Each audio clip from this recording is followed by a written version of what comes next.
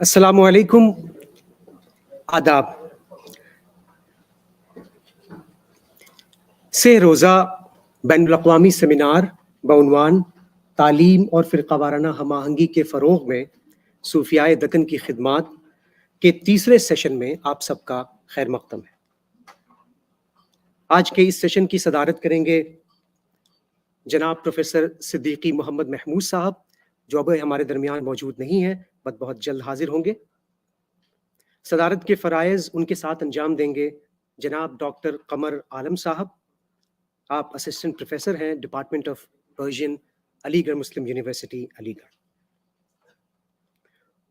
इस सेशन में कुल 9 मकाले पढ़े जाएंगे, जिनमें 2 ऑनलाइन होंगे। हमारे गेस्ट स्पीकर जो ऑनलाइन हमसे जुड़ेंगे वो भी बहुत जल्द हाजिर होंगे। इनमें एक प्रोफेसर मोहम्मद तालिब साहब यूके से, यूनिवर्सिटी ऑफ ऑक्सफोर्ड। दूसरे प्रोफेसर तैयबा मुनव्वर साहिबा, जामिया मिलिया इस्लामिया के डिपार्टमेंट ऑफ आर्किटेक्चर एंड एक्स्टिक्स से।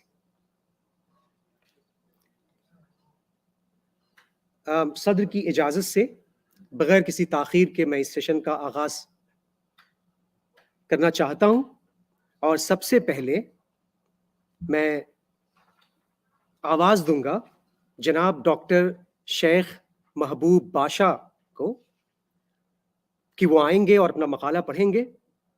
आप डायरेक्टोरेट ऑफ डिस्टेंस एजुकेशन में असिस्टेंट प्रोफेसर हैं, तारीख़ के उस्ताद हैं, तारीख़ पढ़ना पढ़ाना आपका मशग़ला है, और ख़ास तौर से हिंदुस्तान में दक्कन की तारीख़ आपका स्पेशलाइजेशन है। इस पर आपके मुख्तलिफ मज़ामीन शाये हो चुके हैं, कुछ किताबें भी बहुत जल्द मंजर आम पर आने वाली हैं। इंतहाई अदब के साथ I would like to call upon Dr. Sheikh Mahboob Basha to please come on the dais and present his paper.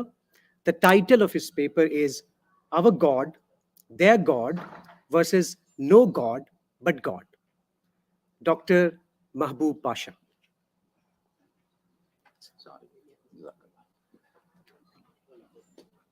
इन लोग को देना है, तो एक अजीज साहब से रहमत साहब से रिक्वेस्ट है कि बुके इन दोनों को बुके रखा हुआ है।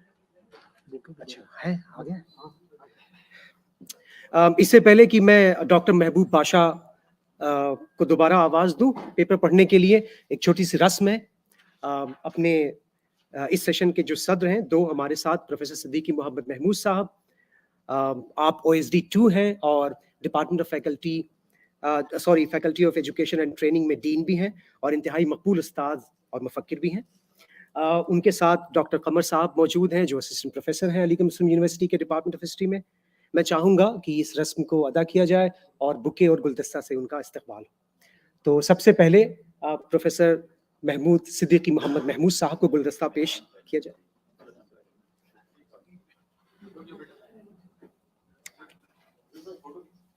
गुलदस्ता पेश कर रहे हैं जनाब सैयद मोहम्मद अजीजुद्दीन हुसैन साहब।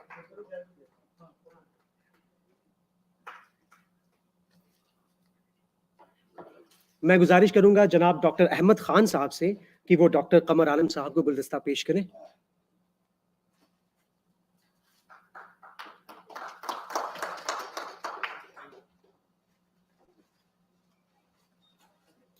बहुत बहुत शुक्रिया सर। आपकी इजाजत से now professor doctor Mehboob Baasha, please.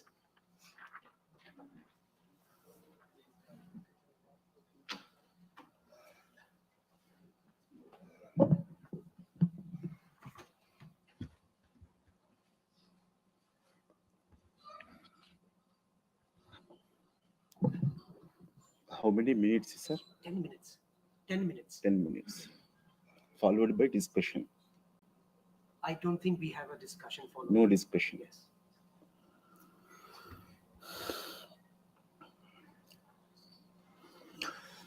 Respected dignitaries on the dais and distinguished scholars of the dais. The full title of my paper is, in quote, Our God, Their God, quote close, versus, quote begins, No God but God, colon, Growing up visiting the dargahs, reflections on self, society, and spiritual democracy. This is a working paper.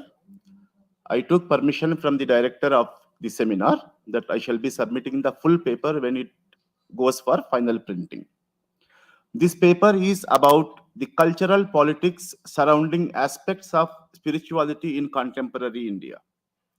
Taking dargahs as a reference point with their potential for bridging the widening cultural gaps among Indians of various identities, and especially their ability in bringing about the indispensable communal harmony, it addresses, among other things, the awkward questions being faced by the dargah goers, both Muslims and Hindus, and especially the latter, and the dangers of the questions in question. The method of presentation adopted in the paper is largely autobiographical. As a student of history, I am fully aware of the strengths and limitations of autobiography as history.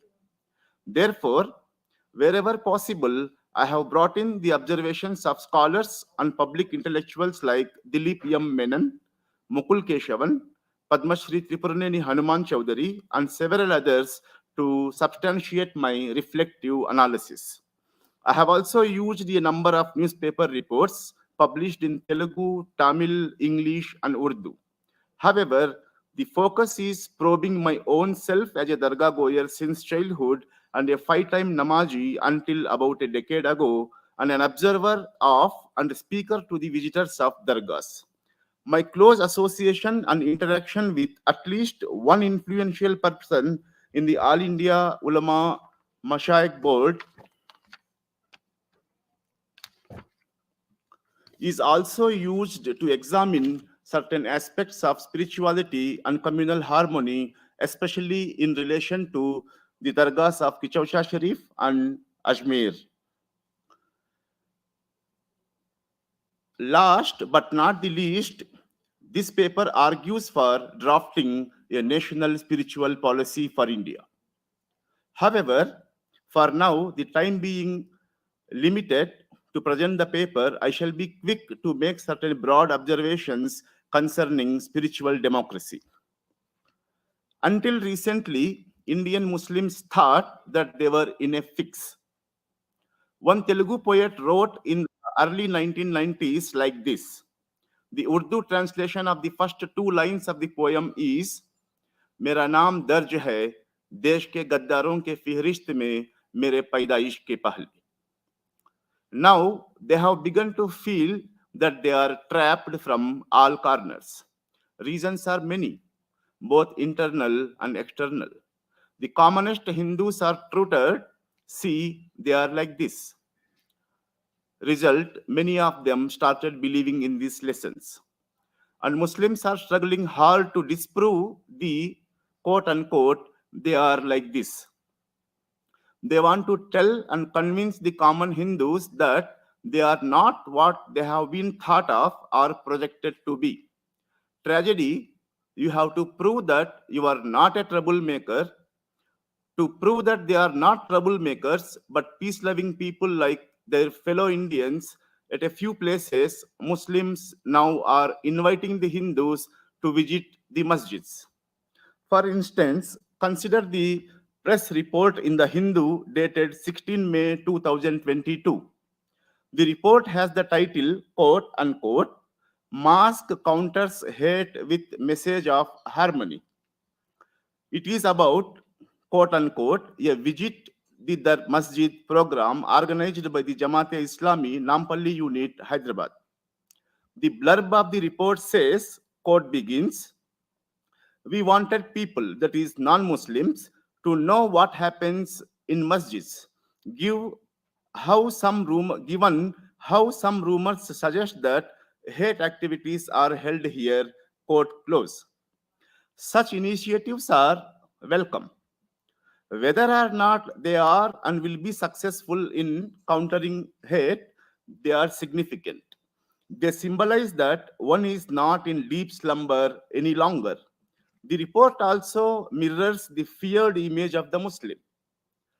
The feared are the most hated civilizations attest to this. No one bothers if the fears are only imaginary.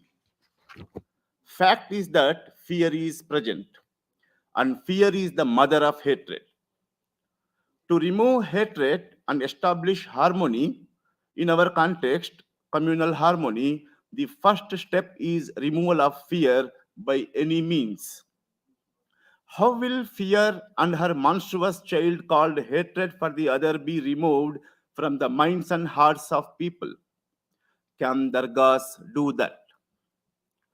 But what is worth noticing is that while a section of Muslim religious organizations are now inviting the non-Muslims to visit the mosque to develop a proper understanding of Islam, Muslims, and especially their religious symbols, uncountable number of non-Muslims are already there visiting the dargahs, which are also the manifestations of Islamic spiritualism across India, and it is a common knowledge which does not at all require an elaborate comment.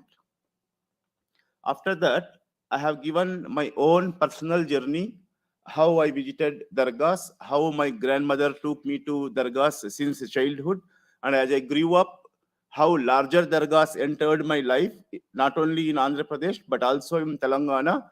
As I moved to Delhi for my further studies, how many dargahs came, and then I moved to Lucknow. There, the important dargah located in Charbagh railway station, and then most importantly, because I am of mixed parentage. My mother is a Shia and my father is a Sunni. So we continuously, regularly visited the Chota Imambara especially. So this was how we grew up. The most spectacular vision was that number of non-Muslims visit the dargahs. Visiting dargahs after some point of time for me became a social action mission.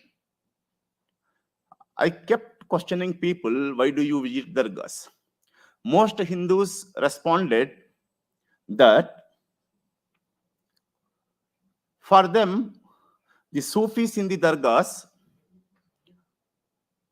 they are an extension of their religious beliefs. In Telugu, people say they have Mukkoti Devatalu, 3 crore gods and goddesses. These dargahs and the Sufis add upon. There is no tension in terms of accommodation and adjustment. This is one plain fact. They are easily accommodated, they are easily worshipped. Additions are made one by one. And they have such a reverence for these Sufis that the most important dargah in my village, which is Porma Milla, it is a major Grama Panchayat, Maulali Dargah. There, the peers are addressed as Swamis. Maulali Swami, Dastagiri Swami, Ganja Shahi Swami, Hussain Peer Swami, Khaja Wali Swami. So, they incorporate these Sufis with a certain Teluguized or Hinduized idiomatic expressions. And let me also tell you, as an aside of this paper, in Telangana, Professor Mudiganti Sujata Reddy has collected a number of poems concerning Muharram. Here, interestingly, the Prophet's daughter, Fatima Radiallahu Ta'ala Anhu, she prayed to Lord Shiva for children. And Shiva appeared to her and blessed her with 2 lilies. And Hazrat Imam Hussain and Hazrat Imam Hassan were born. And this is how Hazrat Ali's and his children's names entered into Hindu households. This is how incorporation of Islam has taken place in rural areas of Andhra Pradesh and Telangana. Normally, we know that Muharram is an intense observance of mourning. Muharram is a month of mourning. But in Andhra Pradesh and Telangana, there is a strong expression Pirla Pandaga, the festival of peers. It is not mourning, it is festival. And people celebrate it. There is mourning on the last day, but celebration the previous days. This is how it takes place. Then, who are the people who are opposing both the Hindus and the Muslims from going to dargahs? And what is happening to dargahs in the 56 dargahs that I have done field works in? And I'll give you one example of one Bibi Appa, who was a regular visitor of dargah, who after visiting some women's jamaats immediately stopped visiting the dargahs and started persuading other women that don't visit the dargahs. Number of Hindus and Muslims, and more so Muslims, now started withdrawing from dargah culture. They don't want to go because they are told that it amounts to shirk. The people who level the allegation of shirk do not actually know what the dargah goer really, whether he or she worships the peer, or simply ask him to be a recommendatory authority. You do not have the patience to verify. You simply make an allegation that you are worshipping there. So these things are taking place. So you may ask, what happens after 100 years or 200 years or maybe 500 years if dargah culture dries up? One is free to ask, in a democratic country, one is free to ask any number of questions like this. But socially sensitive people should also think what happens if communal harmony is disturbed. What more avenues you have to bridge people, bring people? What are your socio-spiritual centers? Or when you say you stop somebody from going there, you should also be in a position to show them some alternatives. Yes, there is this you can meet.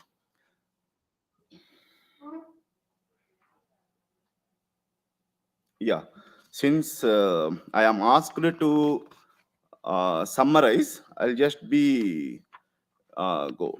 And there is another question that Hindus are normally asked, and these questions are very powerful. They are put to Hindus. See, why do you go to the Muslim places of worship? The Muslims don't come to our places of worship, and it is appealing to a large number of Muslims now.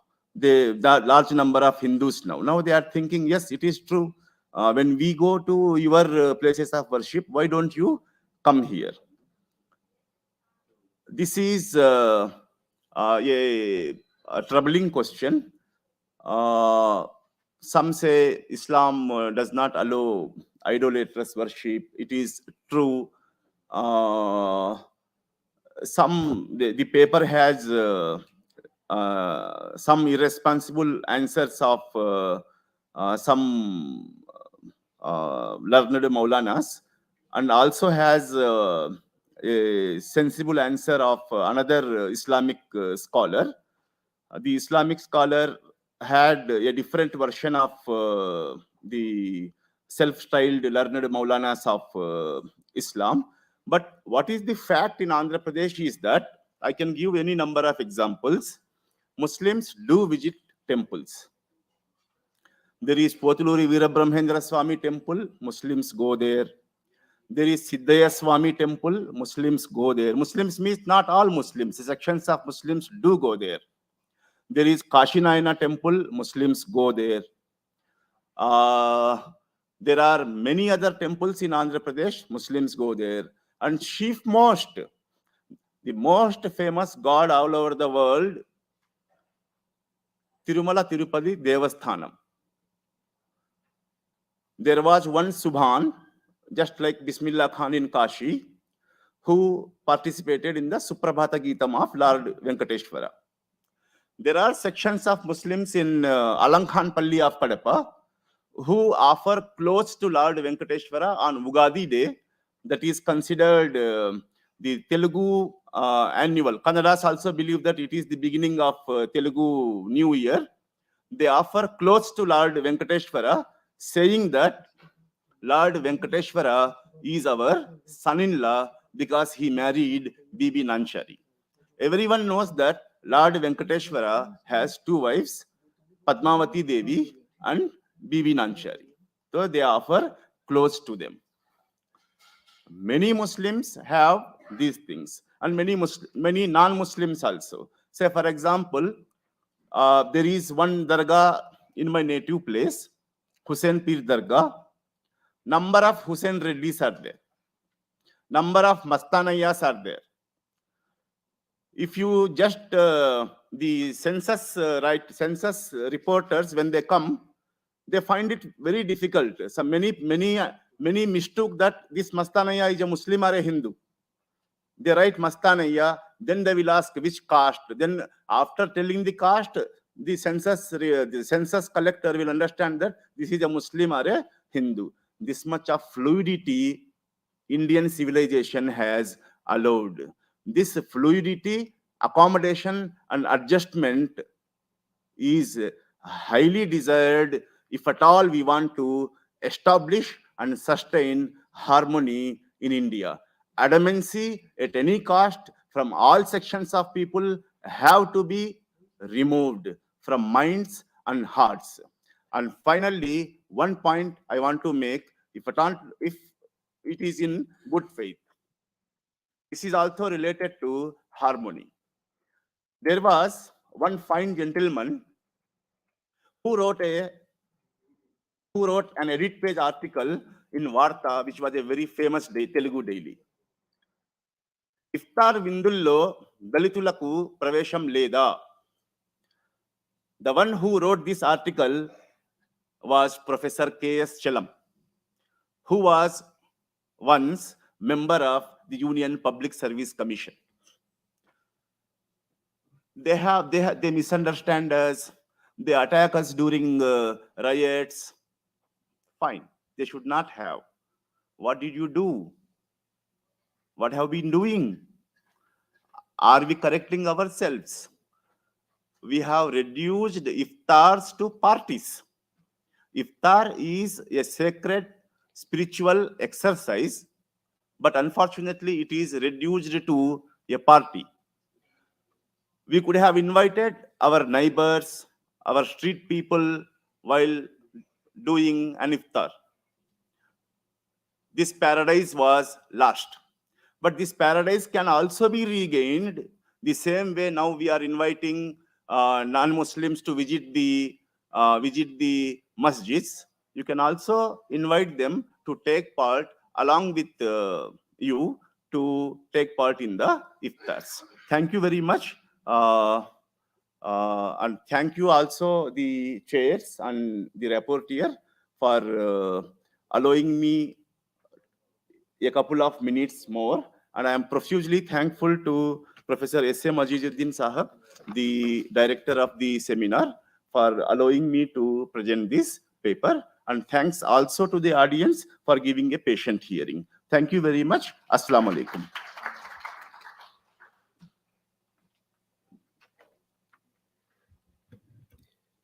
Thank you, Sheikh Mahboob Pasha. मुझे यकीन है कि हमारे साथ जो online दो मकाला निगार जुड़ने वाले हैं वो जुड़ चुके हैं. क्या वो हमारे साथ हैं? Can we have them on the screen, please? Yes, I can see Professor Muhammad Talib Sahab. Welcome, sir. And Professor Tayyiba Munawwar Sahiba. Welcome, ma'am, to the session. Yeah, thank you. आप दोनों का बहुत बहुत शुक्रिया हमारे साथ इस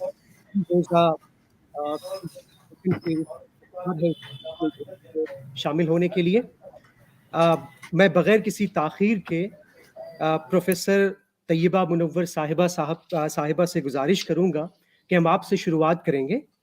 आप का उन्वान है dargah of Deccan as a centre of learning and communal harmony. मैं बहुत जसारत के साथ और माजरत के साथ ये बात अर्ज़ कर दूं कि यहाँ की कमेटी ने हर मकाला निगार के लिए 10 से मैक्सिमम 15 मिनट का वक्त मुकर्रर किया है। बस इस गुजारिश आपके साथ दोबारा जुड़ता हूँ। तो आप तमाम हजरात से गुजारिश है कि प्लीज़ प्रोफेसर तैयबा मुनव्वर साहिबा का इस्तकबाल करें। प्रोफेसर तैयबा साहिबा। Yeah, thank you so much for this opportunity. I'll just quickly start with this. Yes, please.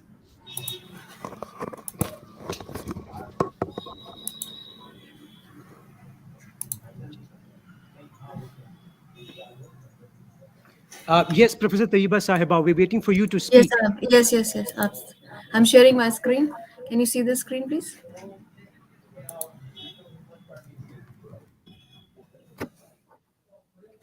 Can you see my screen? No, it's not visible anymore. It was, but then it's gone. I'll just.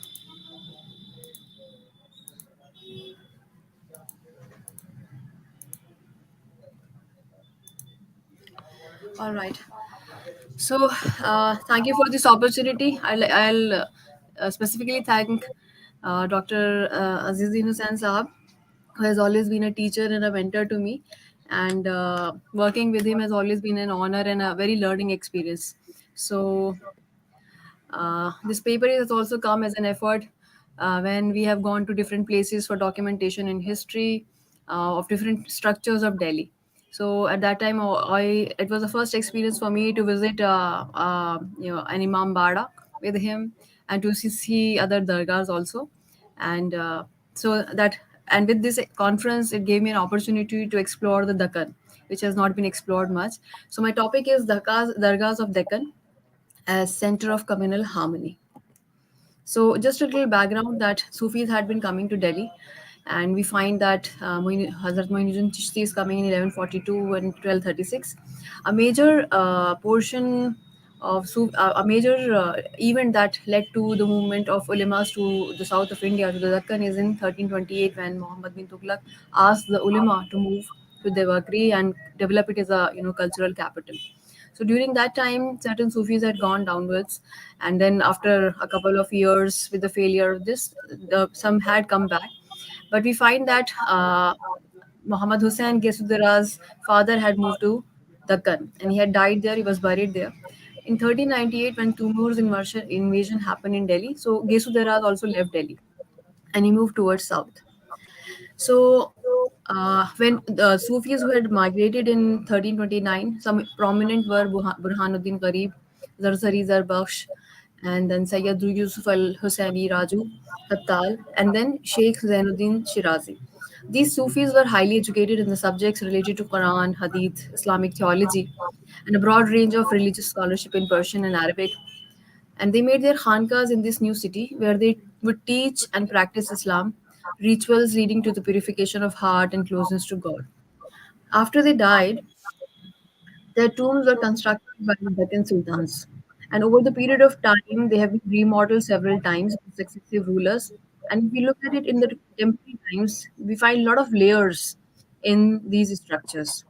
So if you just look at the map of Deccan Sultanates, broadly between 1490 to 1687, we find that different areas, are coming under different rulers, and the major centers are coming out to be Ahmednagar, Bijapur, Bidar, Golconda.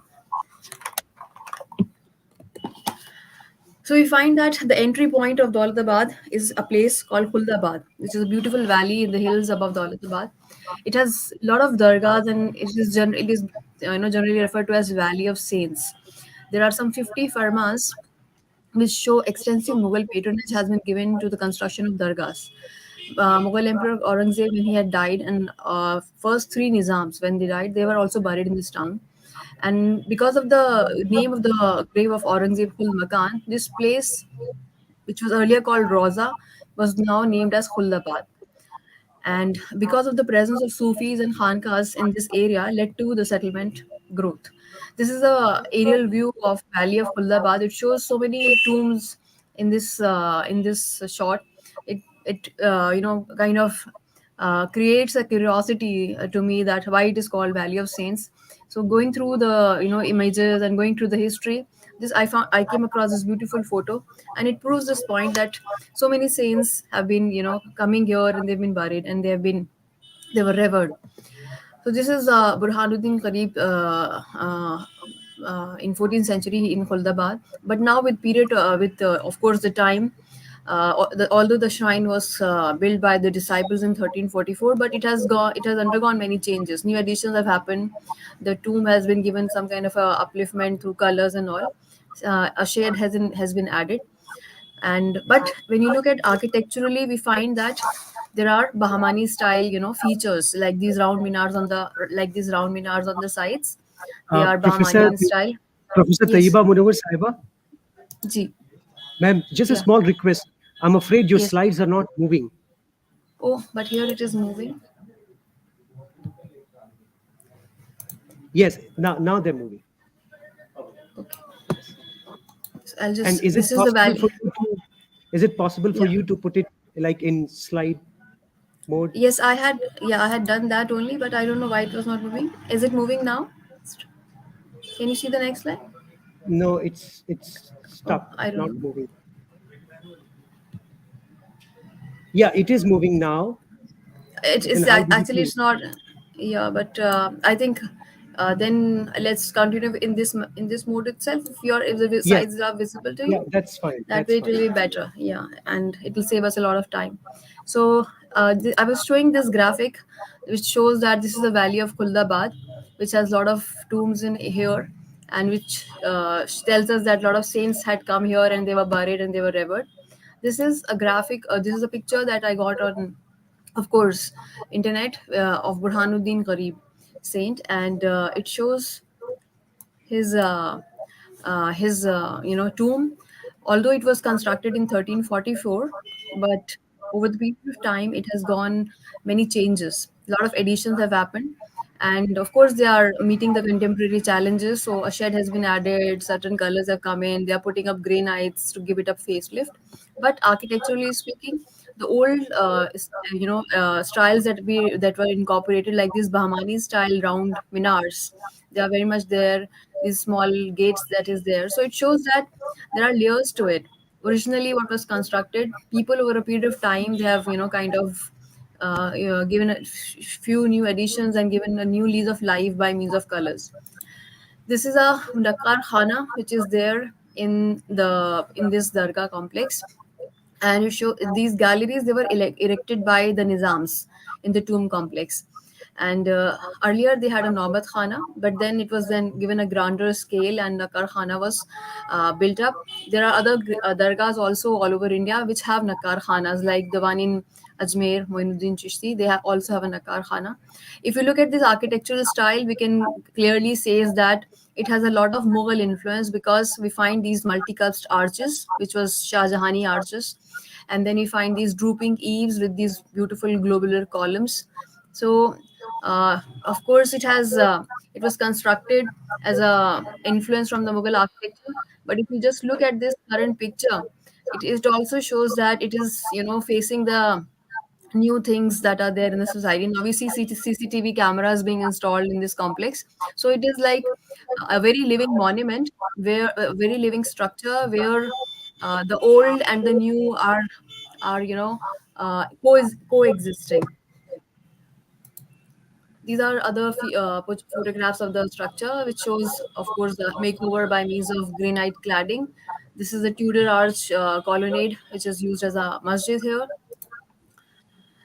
and that's a mosque complex, which shows very wide arches and some kind of an architectural element given through these multicast arches. Although they are very broad, the proportions are not what it is actually found in the Mughal monuments, but still, certain influences are from the north in these structures. This is other saints, Zarzari Zarbaksha, which is there. This is an archival photo I found on the internet, and it shows, I couldn't find the time, but it is an old photograph which shows the structure. In the present day condition, again, since people are using it, and that's the beauty, that they are not becoming just dying monuments. They are very living, because people are using it, and when they are going here, they're using it. They are taking care of it, and that is what is keeping this these dargahs very live. Again, if you look at the architectural character, we find that there is a combination of these Tudor arches with multicast arches, and then there are chhatris on the sides with pinnacle, and there is a true dome with florets, and the surface ornamentation that you see here with beautiful these motifs, they are all in lime plaster. Again, it's a living monument where it is being taken care of. This is an entry gate complex. So, although the proportions we don't, I mean, if you look at other masterpieces of Mughal architecture, I mean, because in North India we see those structures. So the kind of scale and proportion that comes in, that is not there, but they are innovating. If you look at these, they are original compositions in a way that the proportions are belong to them. They are taking in elements from the other styles of architecture, and they are kind of creating their own compositions. Uh, this is the court which is leading to this dargah complex, and this is the forecourt in the dargah complex. So the dargahs have been constructed by maybe the disciples or by the emperors of those time, but over a period of time many layers have been added respecting the functions. So they need to congregate or they need to meet during Urs, so they have added a forecourt to it. They need places for langar khanas, so they have a space where they can conduct those community lunches. So there is this another Sufi saint who is a very prominent Sufi saint of South India, of Deccan, Dargah of Hazrat Yesu Daraz Banda Nawaz. He's a 14th century saint, and his tomb is in Gulbarga. So his original name is Muhammad bin Yusuf Al Husseini, but commonly known as Banda Nawaz Gesu Daraz. He was a Sufi saint of Chishti order, and he was a disciple of Hazrat Nasiruddin Chirag Delvi, and then he became a successor also. In 1398, he moved to Daulatabad. He finally settled at Gulbarga at the invitation of Bahmani Sultan.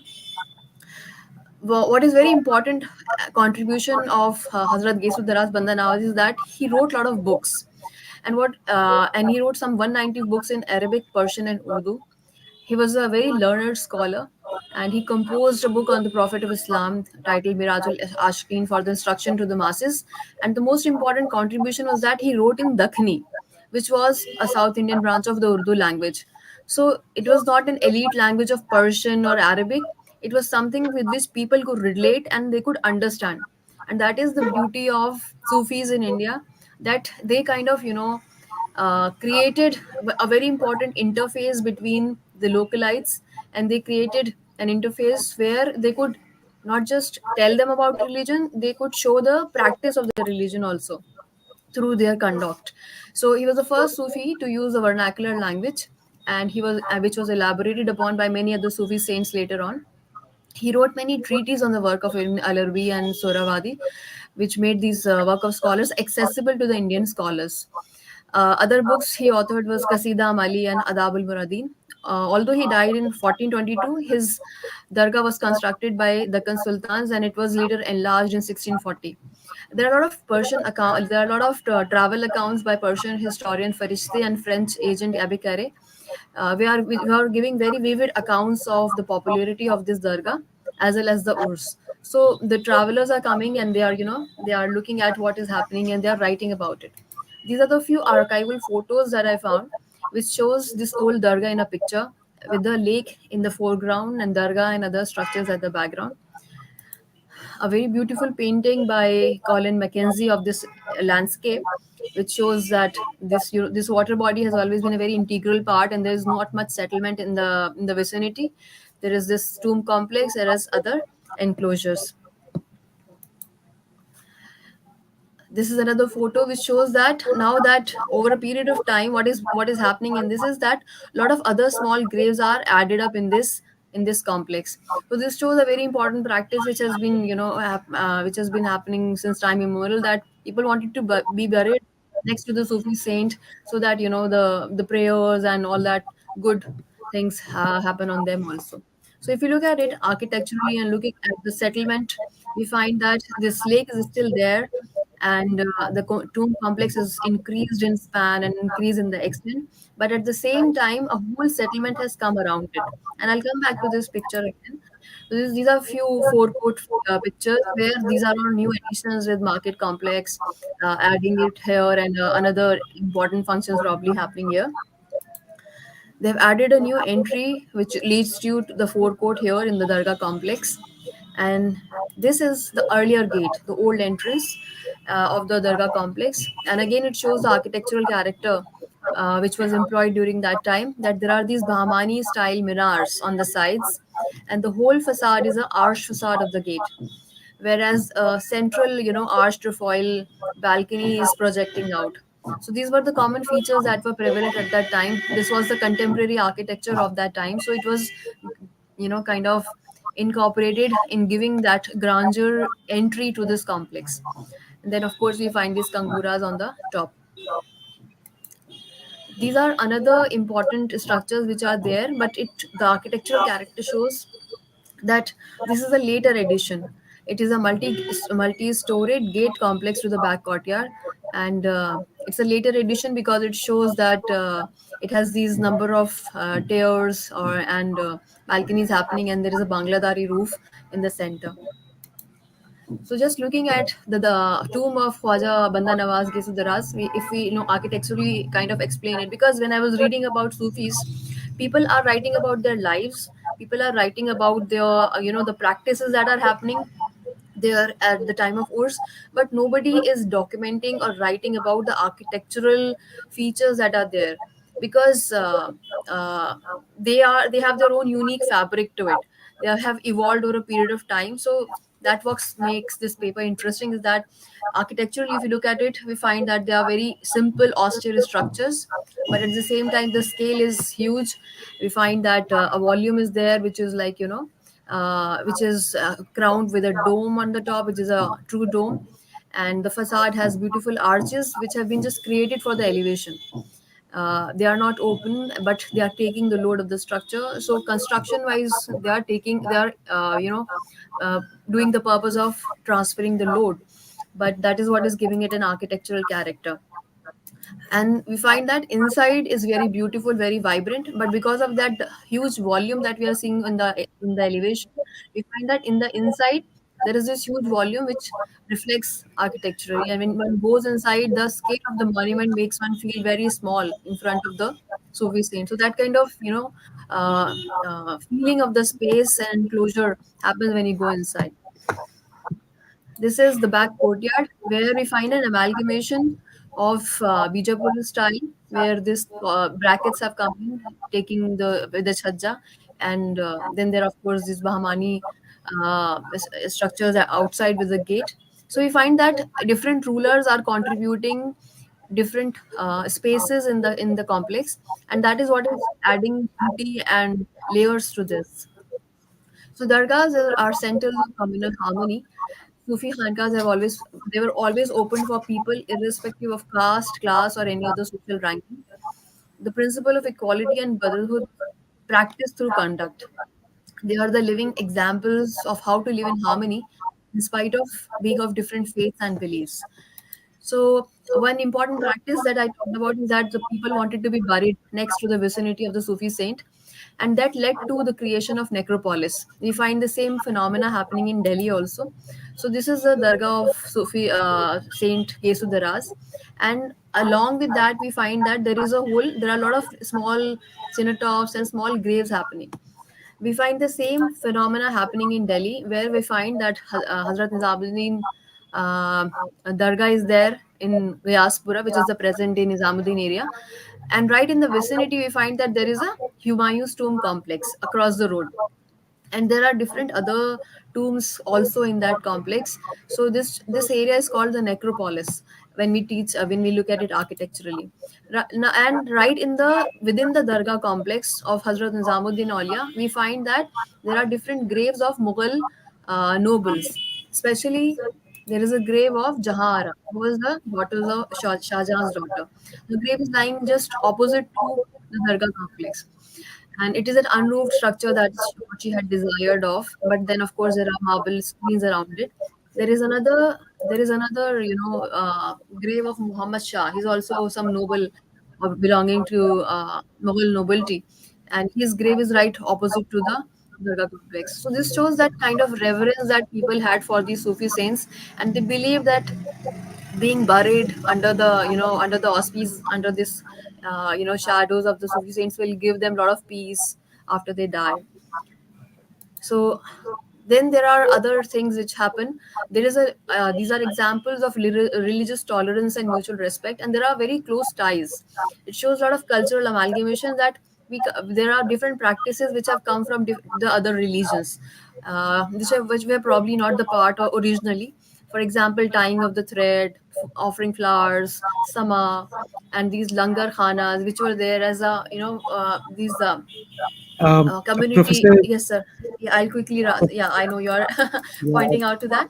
Yeah, and there is this cultural practice which is happening in this dargah complex of Gesu Daraz. There is a temple of 19th century. So the on the urs sandal paste used to come from the temple by the flower merchants of this Mehboob garden, and the practice was followed this till until Deccan became independent. There was this annual chariot festival used to happen. So this shows the amalgamation of cultures and how religious tolerance is taking place. Am I audible? Hello? yes, very much. Yeah, okay. So we find the same cultural amalgamation in Delhi through Phoolwalo ki Sair, where fans go from Jogmaya Temple to Hazrat Qutbuddin Bakhtiar Kaki's Dargah. Growth of the settlement, we find that there is a local economy, circular economy happens around this Dargah, where people are selling flowers and knickknacks, and then there are guest houses. This has added an urban fabric to the Dargah settlements, and we find that the whole economy, there is a whole economy which is happening around these Dargah complexes, with the different things catering to the people who are coming over there. I'll quickly run through. While I was researching for this paper, I came across that every important town in Deccan has a lot of dargahs. For example, in Bijapur, there is Khwaja Amin Chishti Dargah, like this, with a true dome and beautiful, enclosure with dome and calyx at the base and all. Uh, of course, there are additions of porch in front of it in other dargahs like Hazrat Murtaza Qadri in Bijapur. Then we find Shah Hussain Shah Wali in Hyderabad. Then, of course, there is Maula Ali in Hyderabad, as my earlier speaker was mentioning about it. So these are all different architectural, features that we see here.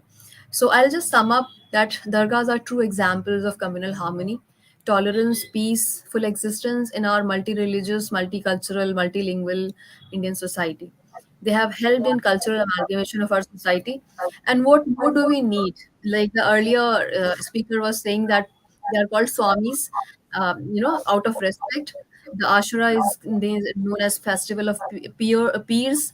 So these are all proofs of how closely our society is knit and has stood the turbulence of times, and will continue to be the so as the harbingers of hope of our society. They have played a very important role in our cultural fabric. So that is what I want to say through this paper. Thank you.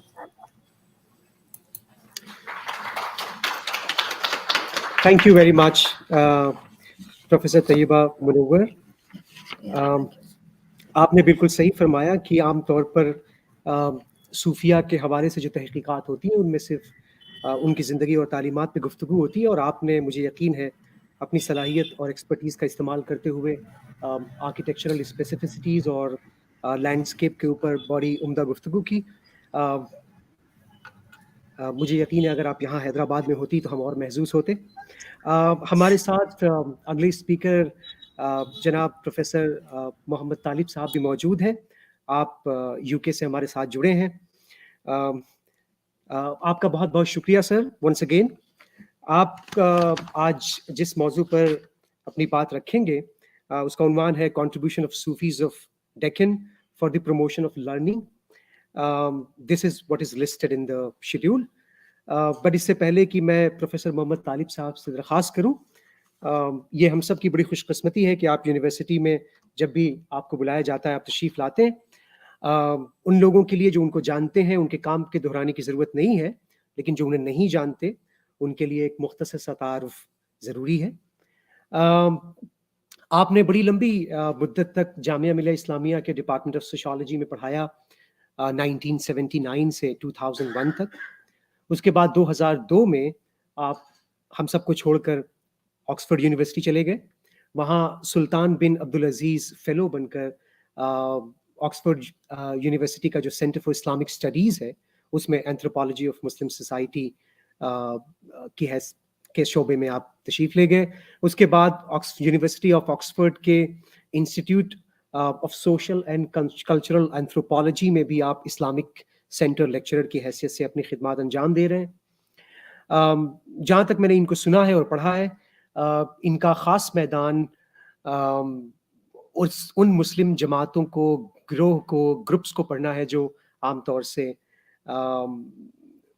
रियासत की मुख्तलिफ दूसरे institutions के साथ उनके ताल्लुकात की नौयत ज़रा मुख्तलिफ होती है। आप लेबर वर्कर्स के बारे में भी पढ़ते हैं, सूफिया के बारे में भी आपकी तहकीकात हैं, मदरसा के ऊपर भी आपकी रिसर्चेस हैं। और सबसे ख़ास बात ये कि मुझे ऐसा लगता है आपकी तहरीरों से कि आप उन चंद कम लोगों में हैं जिन्होंने सोशल साइंसेस के ऊपर एक नया सवाल खड़ा किया है कि क्या सोशल साइंसेस को रीओरिएंट करने की ज़रूरत है, एक नई एपिस्टेमोलॉजी तलाश करने की ज़रूरत है।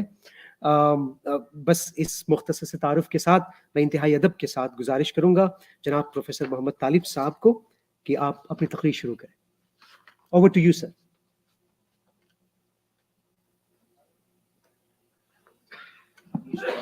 आपकी आवाज नहीं आ रही है, you have to unmute yourself sir.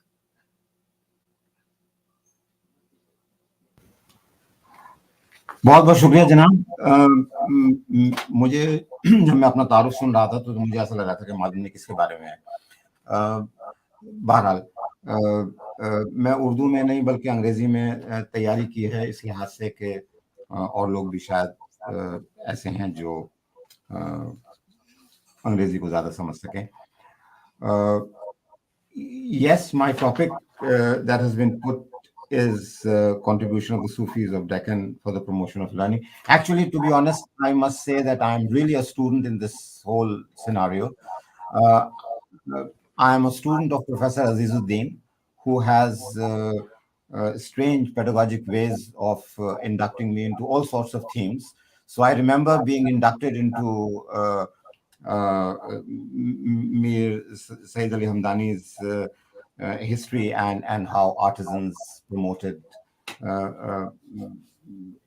how artisans were promoted and how it was the Karga and the Khanqa got linked to each other. Anyway, so I'm basically, as an anthropologist, I have no grounding in Sufis of Deccan, but Professor Azizuddin has been in touch, in fact, sharing all sorts of notes, and I'm quite thrilled whenever I see a social aspect in the description of a historian. So I'm not a historian, please, and the most grounded description I just heard from Professor Tayyiba. I'm really not into that. I would be more reflective in terms of addressing to the students as to how research in future should underline some of the things which today we see as communal harmony or the social role of Khanqa and Dargah. There are two concepts that strike me as very, very important, is that the Sufis of Deccan and perhaps also Sufis elsewhere were engaged in what one might call the notion of world making. And I was particularly struck by this concept. It has its linkage to German thinking, Martin Heidegger's distinction between those beings which merely consist of their world, that is, they are born into that, and those that establish relation to their world. अपनी दुनिया आप पैदा कर अगर जिंदों में है, Iqbal. It's bit like creating a symbolic canopy which is available to others too. my previous speaker just mentioned about Nizamuddin Dargah and Humayun's tomb. And I'm particularly struck by the two tombs in the kind of thing that I would like to share. That Sufi orders are unthinkable without understanding the aspect of rulers or the state. And the state and Sufi orders have been sort of in very uncertain relationship, very tense, or perhaps very, very, very commensal, uh, mutualistic. The state has patronized dargahs, very well known fact. But at the same time, uh, dargahs were also overlooked. And there's a very interesting story I'll share, um, which I got from Professor Azizuddin. The two principles of solidarity, which are very, very important, and whose fruits we continue to share in terms of thought with students and others in the public sphere, is that there is a principle of seriality and the principle of alterity. Now, please, this is a very, very important concept in the sense we use it in education. Seriality is when people are lined up, queued for securing some service. Say, for example, soldiers lined up at the command of the ruler. It's a very serial relationship. People waiting in a bus stop, queued up. They are not connected to each other. They are connected to the bus they are waiting for. I was particularly struck by Humayun's tomb and Nizamuddin Aulia's tomb. And my question was that those who are visiting Humayun's tomb and those who are visiting Nizamuddin Dargah, what is the difference between those two? And this is really the principle of alterity and seriality. Those who visit Humayun's tomb, they have money in their pocket. They can purchase. Obviously, the mendicant or the fakir cannot purchase those tickets. They would use some other way to enter the Humayun's tomb. But normally, people are purchasing one at a time. They are tourists. They are externally connected, not internally connected. And this is the solidarity which state fosters. In Dargah, you would find a very internal relationship. And this is the relationship of alterity. It's a very non-competitive relationship. It's a very cooperative relationship. People are also bothered about each other when they are visiting a particular dargah. So these are the two concepts that I keep in mind when one is thinking about the world making. And why is it that dargahs, and especially the experience of 17th century Sufis of Deccan, it comes again and again how dargah actually reached out to the population, irrespective of communal divide. And there is another thing in the world making that strikes me, is that poetry or other creative experiences, they really do not have the boundary as perhaps a geographical territory has. And this difference is amazing in the sense that when some of the rulers in Deccan who got interested in the creative art, they were able to actually go beyond their communal boundary for the simple reason that the world of poetry or songs or other expressions, they do not have the same boundary as as a geographical territory has, which is the monopoly of a monarch. In Professor Azizuddin's description, I was looking at the songs, and this is where indigenization happens in the case of a Sufi tradition.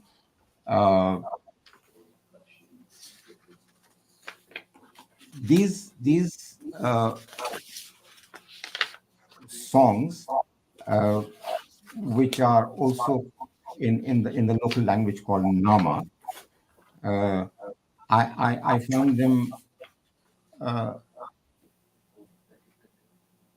especially striking because it actually not only addresses to the believers' thought, but also their practices, and especially how women were inspired into becoming very important actors in the Khanqa or the Dargah's life.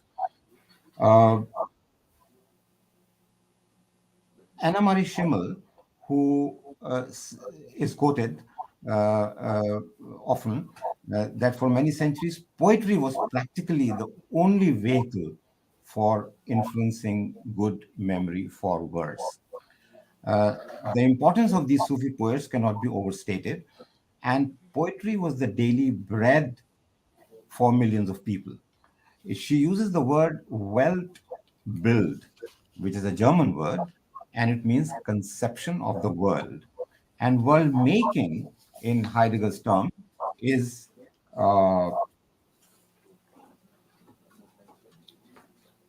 Weltbild end, making of the world.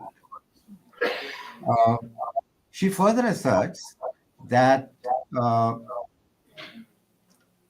those who and this is the impulse of indigenization, that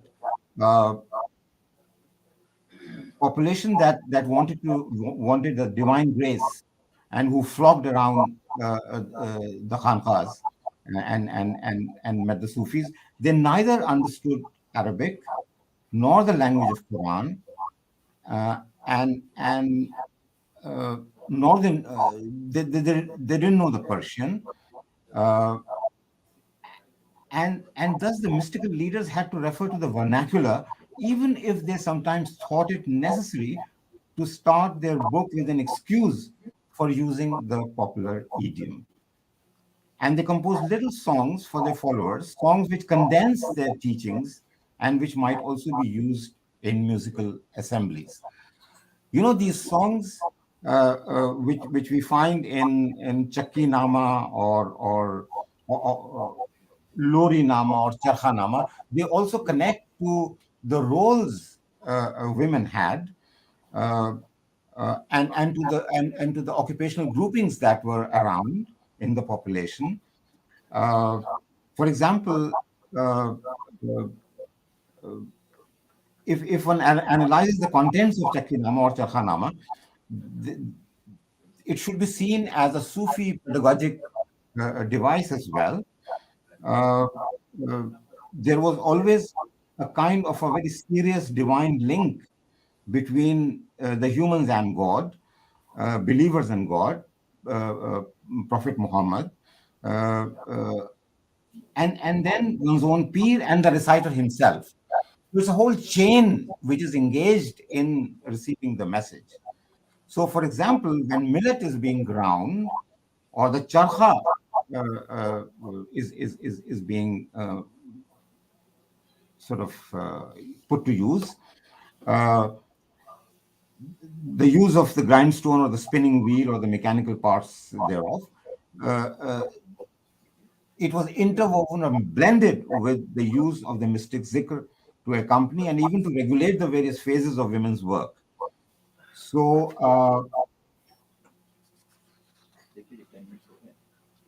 so the visit to the dargah would in some measure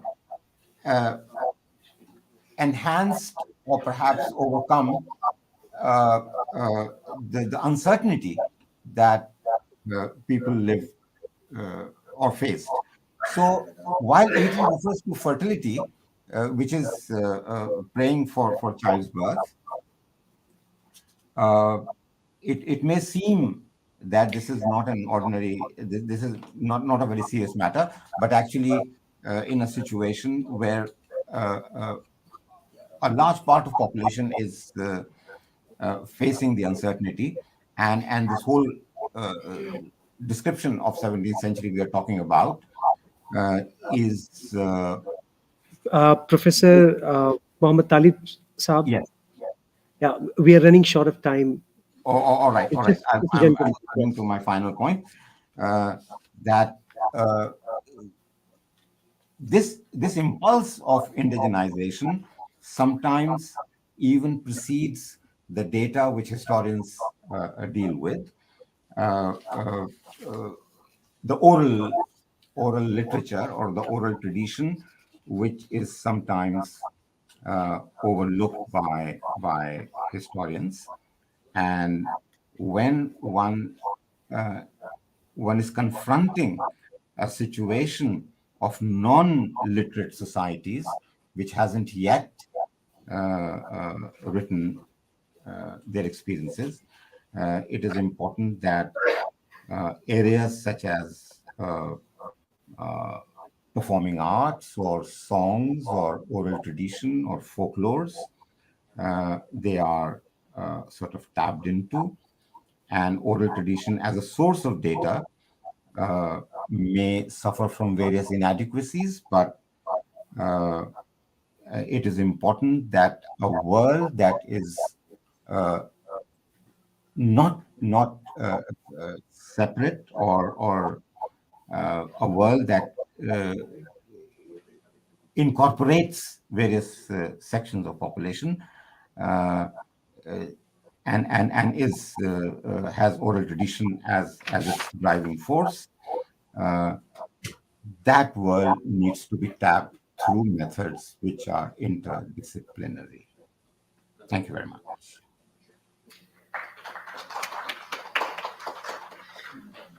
Thank you very much, sir. बहुत बहुत शुक्रिया आपका. Unfortunately सवाल जवाब की गुंजाइश नहीं है. मैं अब हमारे आज के अगले मकाला निगार प्रोफेसर मोहम्मद हबीब साहब हमारे दरमियान मौजूद हैं. आप डिपार्टमेंट ऑफ इस्लामिक स्टडीज़ में प्रोफेसर हैं और आपके मकाले का उन्वान है Sufism and world peace with reference to Sufis of Deccan. Professor Mohammad Habib साहब.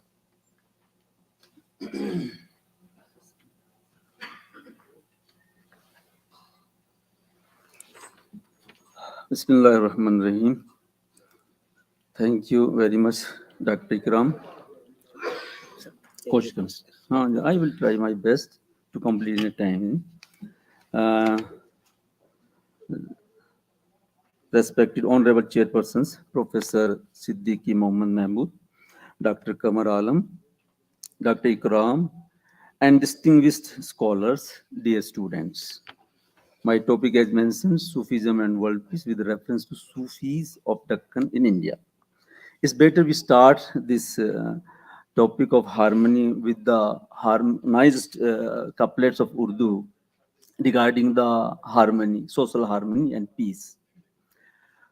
मंदिर मस्जिद की तारीकी बांट गई इंसानों को, मंदिर मस्जिद की तारीकी बांट गई इंसानों को, राम रहीम को वो जोड़ेंगे जिनके पास उजाले हैं. तो Sufis are these people who they have lights to enlighten. मस्जिद की अज़ां हो के शिवाले का गजर हो, अपनी तो ये हसरत है कि किसी तरह सहर हो. I'm thankful to Dr. Aziz who gave me chance to present before you. In present times, we are in earnest need of peace, harmony, and integration at the national and international level. In this noble cause, Sufism can play a pivotal role, but it is the irony of time that places like Basra, Kufa, Baghdad in Iraq, and some areas of Persia, Egypt Afghanistan, which were known particularly as the bedding grounds of Sufi ideas, are badly affected of civil war, geopolitics, and international struggle for power in the area. Not only these areas, but the whole world is getting unsafe day by day because of the activities of radicals based on race, caste, community, culture, religion, and nationality. In fact, the real cause of unrest is struggle for power, nationally and internationally. But radical forces use the symbols of race, caste, community, and religion to unite themselves. We are all of one human family, sharing the earth as our common home. Nations are various compartments of this common abode in which people of different races and faiths are living in their own style of living. These differences and uniqueness of individuals, groups, and nations is the grace of God, because these are essentially required to the all-round development of all aspects of human life. The feelings of coexistence are also equally essential to progress, to establish peace and harmony. Different faiths and religious practices are all parts of human struggle and divine revelations to quench the human thirst for peace. These faiths and religious practices play a very vital role in promotion of peace and advancement of our civilization. But it is tragedy of history that religion has come to be blamed for germinating hate and disharmony.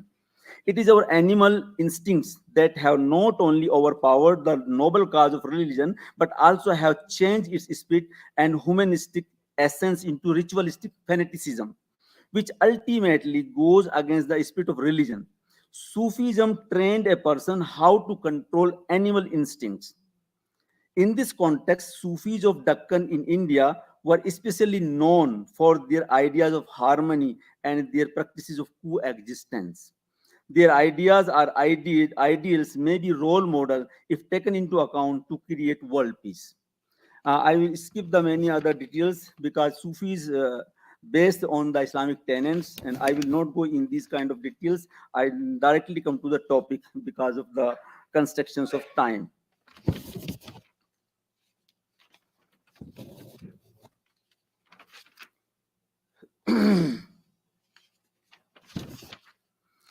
Islam, to basically this is the spirit behind the Sufis. Islam stands for peace, progress, and coexistence itself.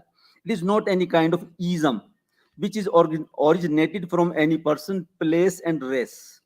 But in fact, it is revealed by Almighty in the language of nature, which is universal, everlasting, and all-pervasive. This is why Islam is also known as Deen Fitrat, the religion of nature. In other words, one can also call Islam as a universal value system. These universal values are recognized by nationalists, atheists, and by other faith systems also in their own ways. The Sufis are correlate with these other systems also. It is not possible in this paper to mention the whole history of creating peace and synthesis of Deccan Sufis, but some examples and illustrations may be mentioned here.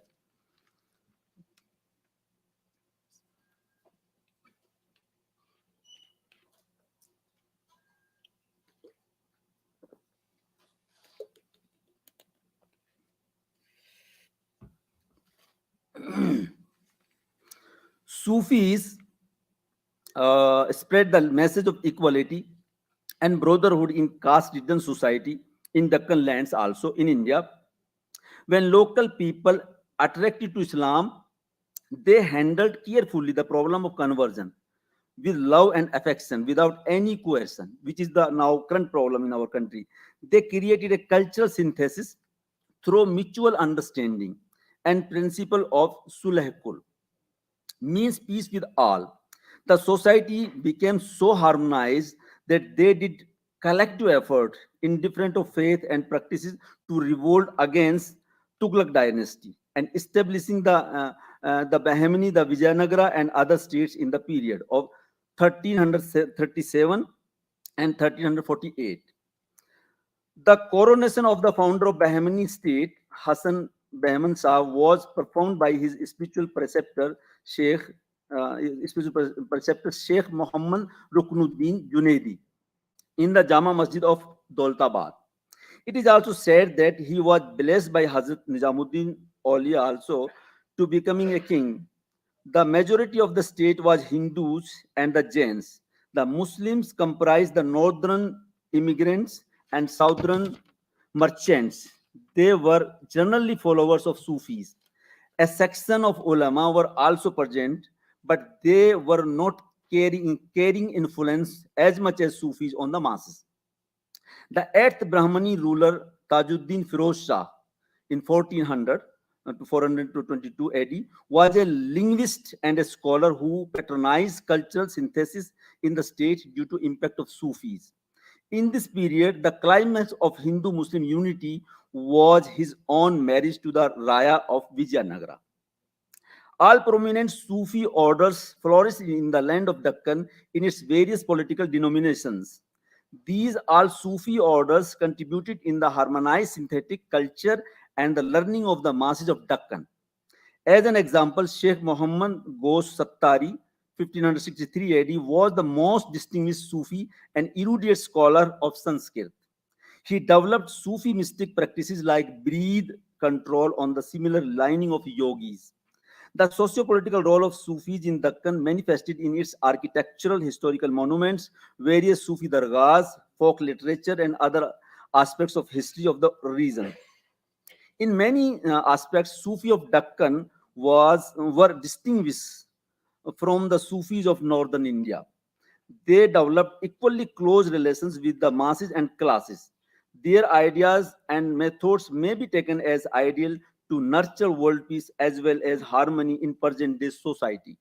Deccan Sufis in general considered as ambassadors of peace, love, compassion, harmony, patience, tolerance, mercy, and kindness. They spread peace by their soft and gentle behavior towards Muslims and non-Muslims alike.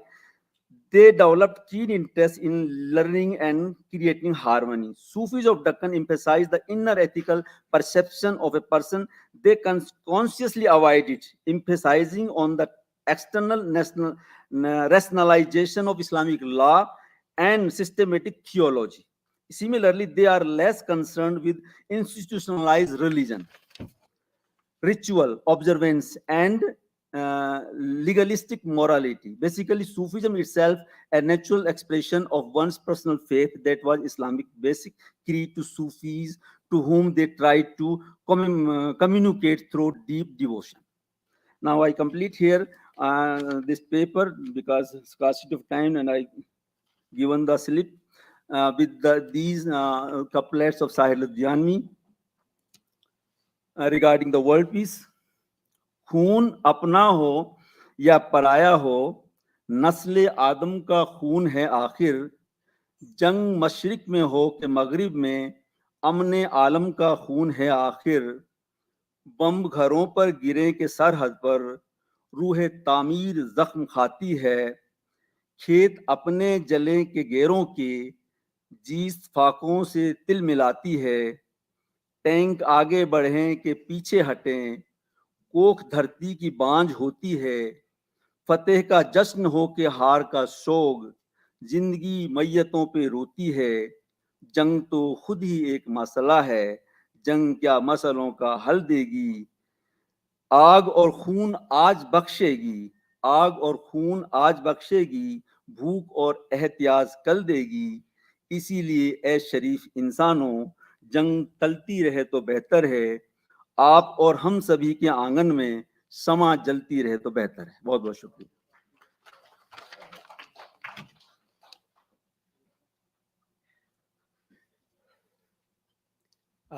बहुत बहुत शुक्रिया professor Mohammad Habib साहब. Our next speaker is Professor Rahmat Tarikure, professor from Hampi University, Karnataka. The title of his paper is Mir Alam Nawaz, a symbol of syncretism. Professor Rahmat Tarikure.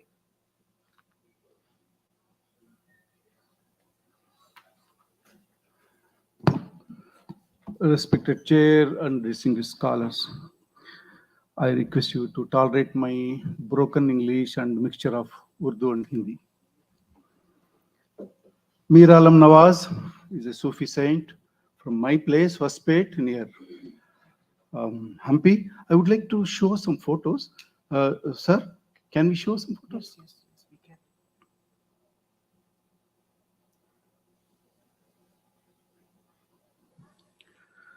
So I have four parts in my paper. One photo session and a short life history of Mir Alam Nawaz, and 2 poems if time permits. Otherwise, 1 poem I would like to recite. And the last part is the salient features of syncretic culture of Karnataka Sufis. Till the photos are open. Yeah.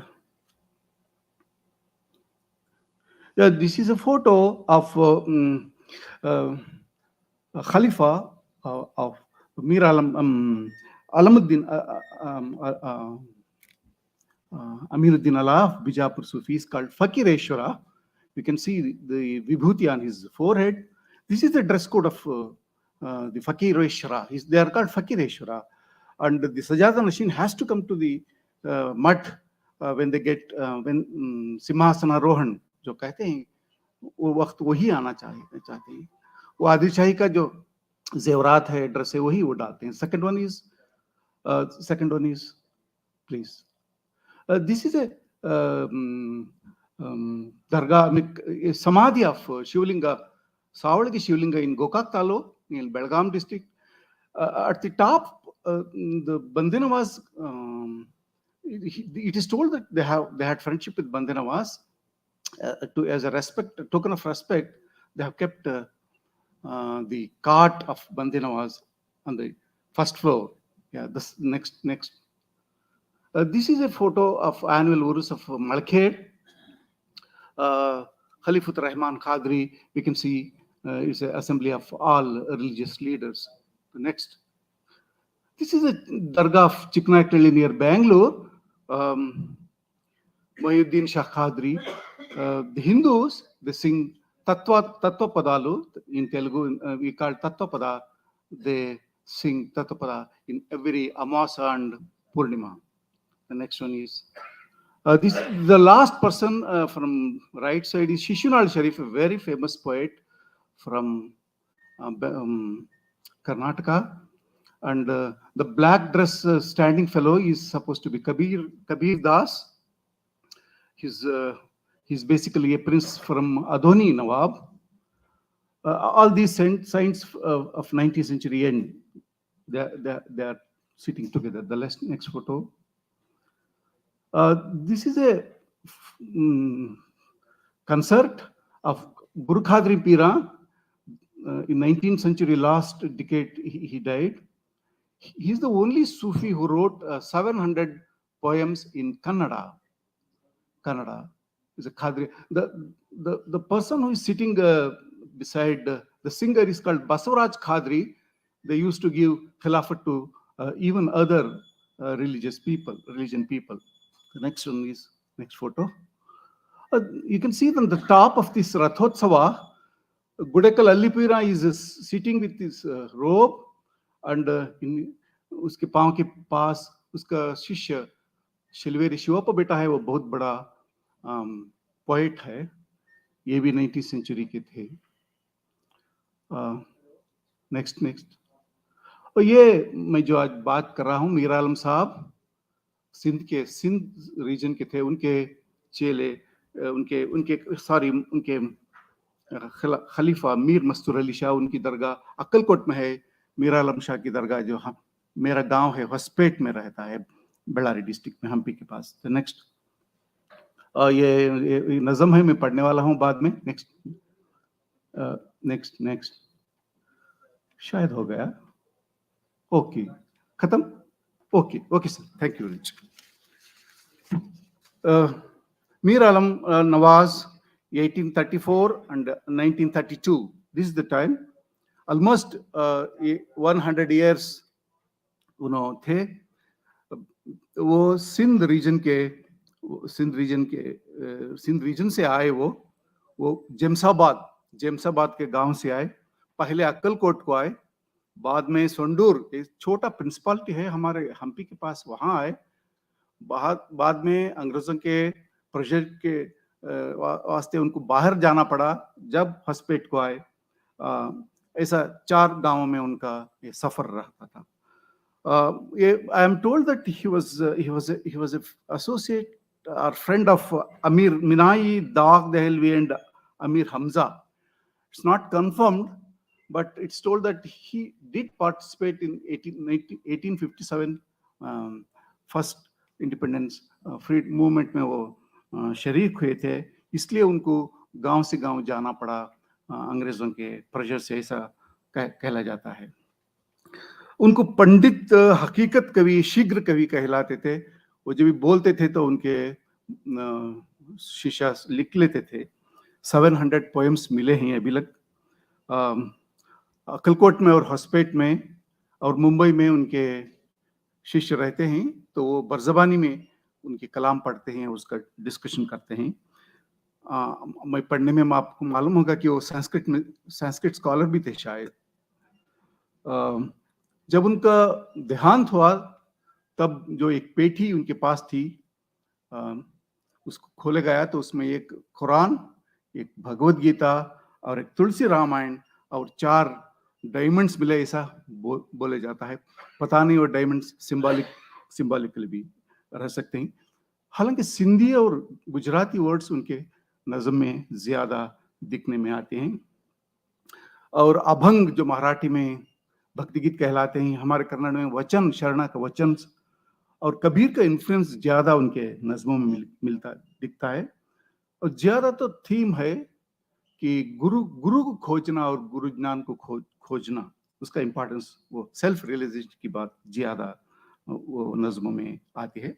शायद उनको Hindu mythology में बहुत deep knowledge था, ऐसा भी मालूम होता है। मैं एक 2 नज़म पढ़ना चाहता हूँ। एक है सूरत मूरत जलथल पूजा, तन का पूजा किया नहीं, सैर सपाटा तीरथ बहुत सा, सागर अमृत पिया नहीं, गोकुल मथुरा गंगा अयोध्या हरिद्वारा गंगा गया नहीं, अंग विभूति अंग भभूति और जटा बढ़ाई, नाम वाला जिया नहीं, संध्या कर कर तिलक लगाई, संध्या वंदन, मंत्र टिका लिया नहीं, आलम पंडित साधु बनकर गुरु का रास्ता लिया नहीं। ये एक उनकी नज़म है। फिर एक नज़म पढ़ूंगा। दिल जंगा तो जगत चंगेरा, चंगे तो शायद ये गुजराती वर्ड है चंगा, पंजाबी है, अच्छा पंजाबी। दिल है कार महार तेरा, राम रहीम है दिल के मंदिर, दिल है ठाकुर द्वार तेरा, दिल मक्का दिल काशी गंगा, दिल द्वारका गोकुल मथुरा, राम सीता रावण दिल में, तन में हर अवतार तेरा, सीसा बासा गुरु हर खुद में, आलम शाह रहबार तेरा। ये उनके कलाम हैं। The last part of my paper is Karnataka में ऐसे बहुत सूफी हैं, हालांकि ये कन्नड़ में नहीं लिखे, लेकिन कन्नड़ में लिखने वाले बहुत सूफी सेंट्स हैं। उनके कलाम में, उनके जिंदगी में, उनके हिस्ट्री में जो सिंक्रेटिसिज्म का एक सेलेंट फीचर है, वो उसको 10 मैं लिस्ट किया हूँ, वो 10 को उसका जिक्र करूंगा। मैं कम्युनल हार्मनी के बदल सिंक्रेटिसिज्म वर्ड यूज कर रहा हूँ, ये क्योंकि ये थोड़ा अभी बहुत इंक्लूसिव वर्ड है, क्योंकि सूफियों में फ्यूजन ऑफ फिलॉसफीज होता है, फ्यूजन ऑफ लैंग्वेज होता है, फ्यूजन ऑफ रिचुअल्स होता है, फ्यूजन ऑफ लिटरेचर होता है, फ्यूजन ऑफ म्यूजिकल ट्रेडिशन होता है, और फ्यूजन ऑफ आर्किटेक्चर होता है। सो इसलिए personally I consider syncretism is more suitable word than this communal harmony. The first एक लक्षण है कि philosophical fusion हमारे कर्नाटक के कन्नड़ में जो लिख रहे हैं सूफीज, उनमें दिखता है, क्योंकि उनका नाथिज्म का इन्फ्लुएंस दिखता है, शरणों का इन्फ्लुएंस दिखता है। जो महाराष्ट्र बॉर्डर के सूफी हैं उनमें महान भाव और वारकरी का इन्फ्लुएंस दिखता है, और ज्यादातर कन्नड़ के आरूढ़ एंड अवधूत को हम मजहब बोल सकते हैं, उनका इन्फ्लुएंस ज्यादा दिखता है। वो ग्रुप फोटो में आप देखते हैं कि तो बहुत स्कूल के सेंट्स एक ही साथ बैठे हैं, वो बहुत सिंबॉलिक है। द सेकंड, क्योंकि सेलेंट फीचर है कि कन्नड़ के जो 3 ट्रेडिशन है, लिटरेरी ट्रेडिशन, वचन साहित्य, शरणों का, दास साहित्य और अभंग, तत्वपदालु, ये 4 भी ये सूफियों के कलाम में इन्फ्लुएंस करने को कर रहा है, ये दिखता है। तीसरा, ये सूफियों के नामों में दूसरा एक संस्कृत नाम भी जमता है। फॉर एग्जाम्पल, हम जानते हैं कि दादा हयात मीर खलंदर बाबा बुडनगिर के उनको दत्तात्रेय भी कहते हैं, और एक सुल्तान मोहिद्दीन शाह खादरी हैं गुडेकल में, वो रथ के ऊपर मैं दिखा रहा था उनको, अब एक है गुडेकल में एक जगह है, उनको फिर एक दूसरा नाम भी रहता है। अलाउद्दीन अली मशूक रब्बानी को खादर लिंग कहते हैं, और गुरुपीरा खादरी, गुरु संस्कृत वर्ड यूज कर रहे हैं, वो सैयद शाह अब्दुल खादरी हाशमी उनका नाम है। तीसरा लक्षण यह है कि जब ये कलाम गाते हैं मीर आलम साहब का, तो ताल यूज करते हैं, जो भजन में यूज करते हैं वो ताल यूज करते हैं, एकदम भजन का उसमें रहता है। और अक्कलकोट में जब भी वो यूज करते हैं तो उसके साथ वहां के लिंगायत लोग भी साथ में गाते हैं। और कर्नाटक में जो भी सूफी सेंट्स हैं, उनके जो खलीफे हैं, शिष्य हैं और गुरु हैं, उनमें बियॉन्ड रिलीजियस बैकग्राउंड से भी आते हैं। फॉर एग्जाम्पल, शिशुनाल के गुरु थे गोविंद भट्ट, मीर आलम के शिष्य का नाम था नीलकंठ भट्ट, अमीनुद्दीन चिश्ती के शिष्य का नाम शिरहट्टी फकीरेश्वर था, और सैयद अमीर हुसैन उनको कबीर दास कहते थे। ऐसा दूसरे नाम भी रहते हैं। और जब भी उनके उर्सों में दोस्तारा दीन का नाम जगाया जाता है, जैसा कि सावड़गी शिवलिंग के उर्स जत्रे में दोस्तारा दीन बंदे नवाज का बोला जाता है, लॉस्ट टू।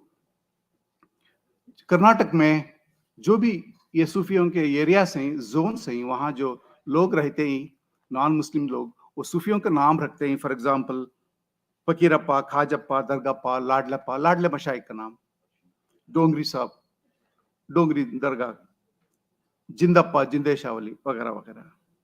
और बहुत इंपॉर्टेंट ये है कि यहाँ जो लिटरेचर मिलता है उसमें कन्नड़, मराठी, हिंदी, उर्दू, सब पर्शियन, सभी मिक्सचर होता है, उसको हम सिंक्रेटिक लैंग्वेज कह सकते हैं।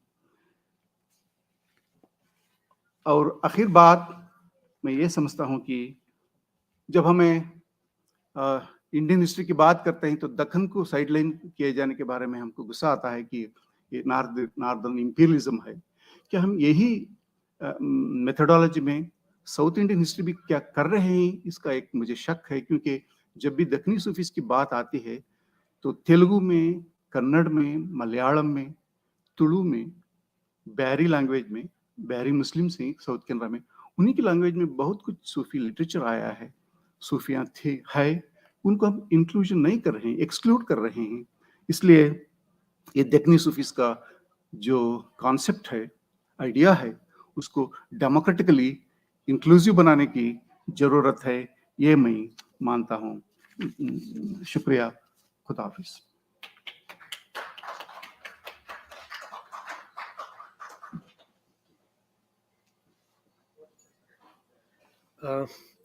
थैंक यू प्रोफेसर रहमत तरीक़ी साहब। हमारे अगले मकाला निगार हैं प्रोफेसर नसीमुद्दीन फरीद साहब।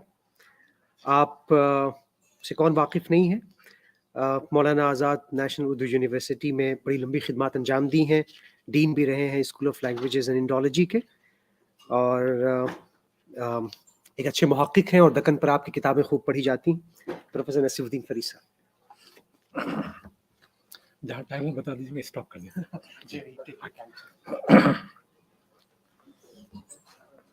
मजलिस सदारत के फजीलत माब अरकान, कन्वेनर इजलास, اور حال میں تشریف فرما معزز مخالہ نگار صاحبان، علماء، دانشور، صاحب ادب، صاحب ذوق، حضرات و خواتین، عزیز طلباء و طالبات، میرے مقالے کا عنوان ہے شاہ تراب چشتی، تصوف اور ویدانت میں مفاہمت کا اشارہ۔ ایک طرح سے گراؤنڈ ورک کیا میرے پیش رو مخالہ نگار نے اس مقالے کے لیے، اسی کی روشنی میں اس کو دیکھیے کہ ہمارے مسلم صوفیہ یہاں کی غیر مسلم آبادی کو متاثر کرنے کے لیے کس حد تک گئے، کتنی لیمٹس انہوں نے کراس کی ہیں، اس کو اس میں دیکھنے کی کوشش کی گئی ہے۔ حالانکہ نہ میں تصوف جانتا ہوں اور ویدانت تو بالکل نہیں جانتا، لیکن جواز یہ ہے اس مقالے کا کہ دکنی ادب کے بیشتر شعراء کے یہاں ویدانت کے اور تصوف کے بہت زیادہ ویدانت کے بھی حوالے ملتے ہیں۔ ان کو سمجھنے کی کوشش میں کچھ سطور میں نے یہاں پر لکھی ہیں، پیش خدمت ہے صدور کی اجازت سے۔ صوفیاء کرام انسانی نفسیات اور انسانی فطرت کے بڑے نبض شناس ہوتے ہیں۔ وہ اپنے پیغام کو عام انسانوں تک پہنچانے کے لیے وقت، مقام اور حالات کے تقاضوں کے تحت نئی نئی تدابیر اور موضوع حکمت عملی اختیار کرنے کی کوشش کرتے ہیں۔ عبادت و ریاضت، زہد و تقویٰ اور روحانیت کے علاوہ اپنے اعلیٰ اخلاق، انسانی ہمدردی، ایثار و خلوص، وسیع نظری، رواداری، عجز و انکسار کے ذریعے وہ لوگوں کے دلوں کو جیت لیتے ہیں۔ مسلمان صوفیہ دشوار گزار راستوں اور پر مصائب سفر طے کر کے ہندوستان پہنچے تو انہیں یہاں اکثر اجنبی ماحول، اجنبی انسان، اجنبی زبان، اجنبی مذاہب اور اجنبی ثقافت کا سامنا کرنا پڑا۔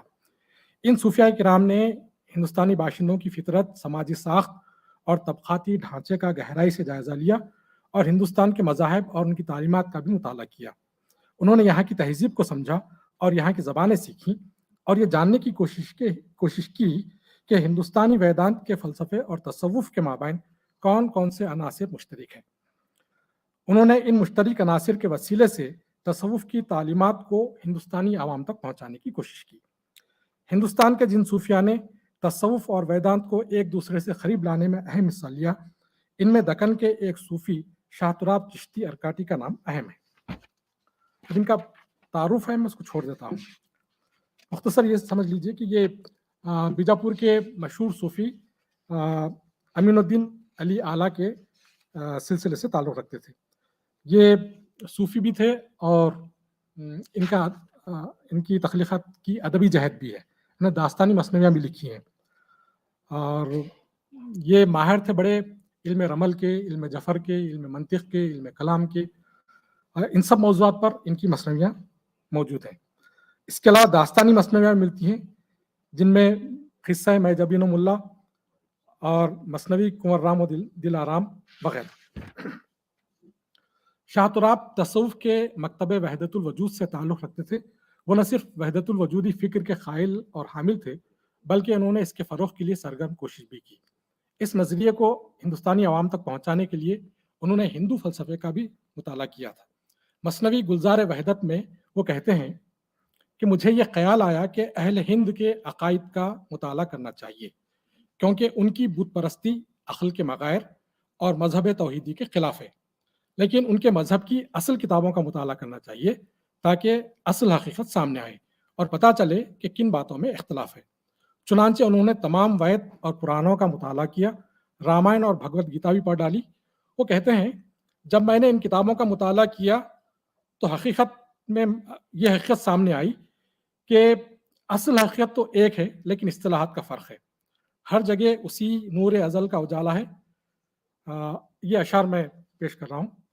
وہ کہتے ہیں جو میں نے لکھا وہ دکنی اشعار میں، مجھے آ کر پڑی یوں فکر ایک بار کہ دیکھوں اہل ہند میں کیا ہے تکرار، چلن میں تو بظاہر سب ہے بے ڈھنگ، سمجھتے ہیں خدا اپنا بتے سنگ، مگر ان کی کتاباں دیکھنا سب تو ظاہر سب ہوئے گا ان کا مطلب، غرض کچھ نہیں تھا ہندی فارسی سوں، اتھا درکار یاراں جز رسی سوں، سگل بے دو پران کا سیر کیتا، چے رامائن و چے بھگونت گیتا، ہوا جب ہندوی میں اس خبردار تو پایا اصطلاح کا پھر ایک بار، پڑھا تب شوق سوں ان کی کتاباں، دسیا ہر جا پو او ہی شم تاباں۔ شاہ تراب ایک وسیع المشرب، روشن خیال اور انسان دوست صوفی تھے اور کثیر التصانیف بھی۔ ان کی زیادہ تر تصانیف میں خانوادہ امینیہ کے نظام سلوک اور فلسفہ تصوف کے اسرار و رموز کا بیان ملتا ہے۔ انہوں نے خانوادہ امینیہ کے مخصوص نظام سلوک کے زیر اثر اسلامی تصورات اور عقائد کو ہندو دیومالا اور فلسفہ ویدانت کے ذریعے سمجھانے کی کوشش کی تاکہ ویدانت کے حوالے سے ہندو عوام بھی مسلم صوفیاء کے تصورات سے واقف ہو جائیں۔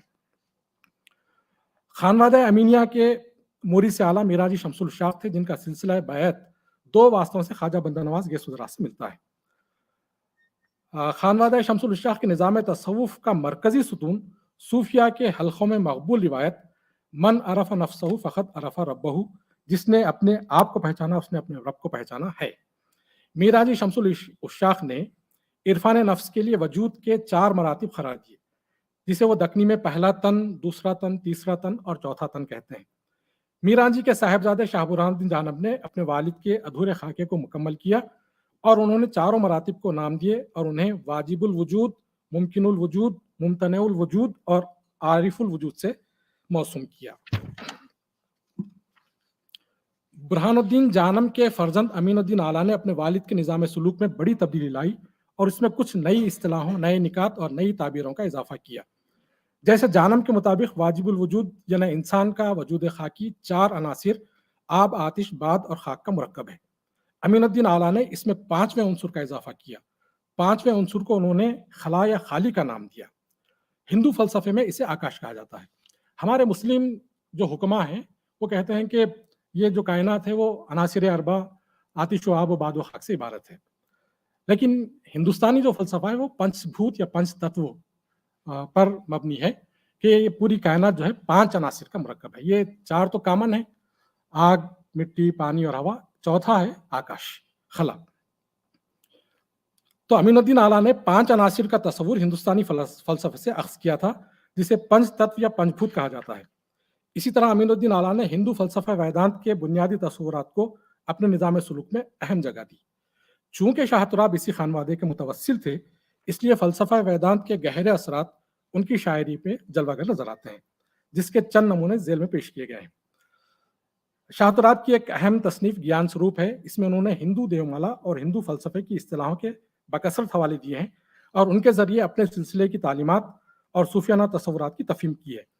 ہندو فلسفے کے مطابق کائنات 5 عناصر یعنی پرتھوی، آیو، تیجس، وایو اور آکاش سے عبارت ہے، اور یہاں چت یعنی شعور، من یعنی ذہن، بدھی یعنی عقل اور اہنکار یعنی انا ہر روپ میں کار فرما ہے، لیکن محبوب یعنی ذات حق سب سے نیارا ہے اور جگمگاتے ستارے کی مانند ہے۔ اس تصور کو انہوں نے ان اشعار میں پیش کیا ہے۔ اے پنجبھوت کا بستارا ہے، آب آتش خاک اور بارہ ہے، چت من بدھ آہنکارا ہے، سب سروپ کو سنگھارا ہے، پیو سبسوں نیارا ہے، پیو سب میں سبسوں نیارا ہے، جو روشن جگمگ تارا ہے۔ یہ سارا تصور ان کا جو ہے ویدانت کے فلسفے پر مبنی ہے۔ آگے کہتے ہیں کہ من یعنی ذہن، ہوا، عقل یعنی آگ، شعور نرمل پانی اور اہنکار یعنی انا مٹی ہے جس میں روح ڈالی گئی ہے، جو انسان کے جسم عنصری یا ناسوتی وجود کی مالا ہے، جس نے مجھے متوالا اور مست کیا ہے۔ یعنی انسان کا ظاہری وجود 5 عناصر اور 4 انتہا کرنا یعنی باطنی مؤثرات مثلا من، بدھی، چت اور اہنکار سے عبارت ہے۔ وہ کہتے ہیں من بارہ بدھی جوالا جی، چت چنچل جل نروالا جی، خاک اہنکار کا جالا جی، جس جال میں روح کو ڈالا جی، استھول شریر کا مالا جی، منچ کیتا او متوالا جی۔ اگلے بند میں وہ 5 پران یعنی پرنا، اپنا، اڈانا، ویانا اور سمانا اور 5 کرم ایندریوں یعنی چکشو آنکھ، توک جلد، گرہان ناک، رسنا جیب اور سروترا کان کا ذکر کرتے ہوئے کہتے ہیں کہ انسان کے طبعی وجود یا مادی وجود کے لیے یہ 5 پران اور ایندریاں لازمی ہے۔ ظاہر ہے کہ شاہ تراب نے 5 پران اور 10 ایندریوں انسان کے وجود میں ان کی نوعیت اور ان کے افعال کا تفصیلی علم ہندو فلسفے کے گہرے مطالعے سے حاصل کیا تھا۔ 5 کرم ایندریوں یعنی اعضاء حواس خمسہ کا ذکر کرنے کے بعد وہ ان اعضاء سے حاصل ہونے والے علم کا ذکر کرتے ہیں، جسے ویدانتک فلسفے میں گیان ایندریاں کہا جاتا ہے۔ یہ باصرہ، سامعہ، شامہ، لامسہ اور ذائقہ ہیں۔ ان کی مدد سے انسان کو گندھ، رس، روپ، سپرش اور شبد کا علم ہوتا ہے۔ اس کے بعد وہ اشارتاً کارن اور مہاکارن کا ذکر کرتے ہیں، یہ دراصل انسان کے وجود کے مراتب ہیں۔ ویدانت میں انسان کا مادی وجود استھول شریر کہلاتا ہے۔ برہان الدین جانم نے اسے واجب الوجود کا نام دیا، جو 5 عناصر آتش و آب و باد و خاک اور خلا سے بنا ہے۔ اس میں ایندریاں اور پنچ رس بھی شامل ہیں۔ اس کے اندر سوکشم شریر ہے جو 5 کرم اندریوں، 5 گیان اندریوں، 5 پران یعنی من، بدھی اور اہنکار سے عبارت ہے۔ جانم نے اسے ممکن الوجود کا نام دیا ہے۔ اس کے آگے کا وجود کارن شریر ہے، جسے خانوادہ امینیہ ایک نظام سلوک میں ممتنع الوجود کہا گیا ہے۔ یعنی ویدانت اور خانوادہ امینیہ کی اصطلاحات کو انہوں نے اس طرح سے ہم آہنگ کرنے کی کوشش کی ہے۔ اس کی اصل آکاش ہے۔ مہاکارن وہ وجود ہے جسے سلوک امینیہ میں عارف الوجود کہا گیا ہے۔ تراب کہتے ہیں کہ ان سب کی معرفت مرشد کامل سے حاصل ہوگی۔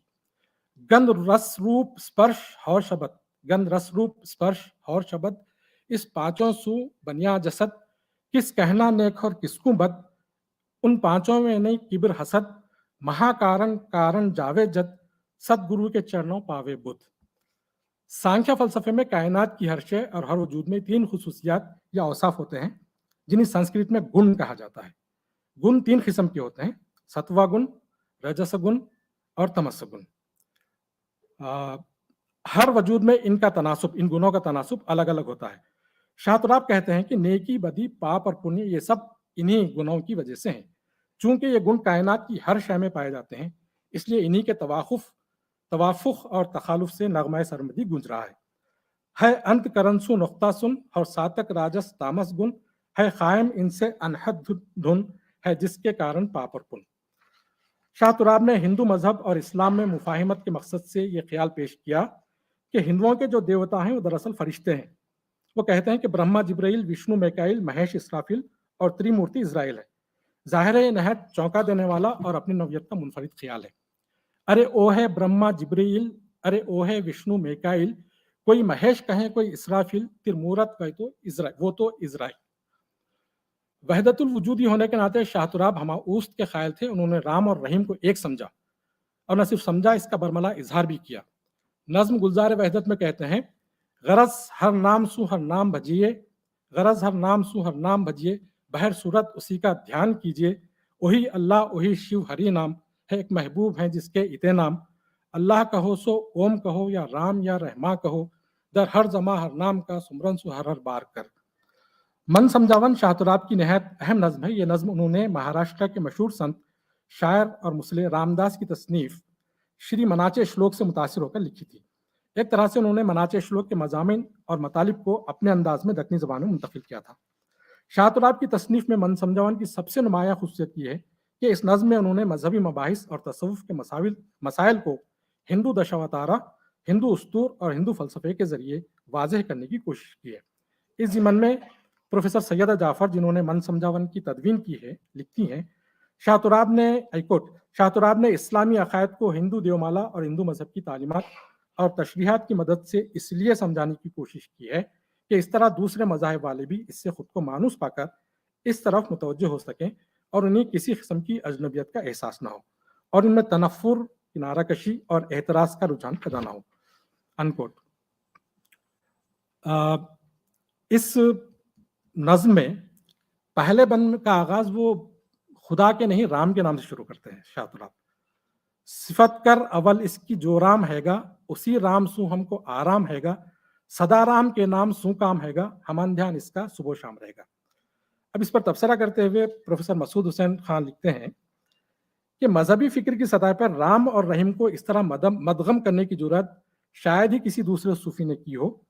رام اور رحیم کبیر کی اصطلاح میں ایک ہی ذات کے 2 نام ہیں، لیکن صوفیانہ واردات میں دونوں کے فرق کو مٹا کر صرف رام کے نام سے یاد کرنا متصوفانہ تصورات کی دنیا میں محض ایک قدم آگے کا معاملہ نہیں، بلکہ ایک زبردست جست و جسارت پر توجہ چاہیے۔ میں آخری حصے پر آتا ہوں۔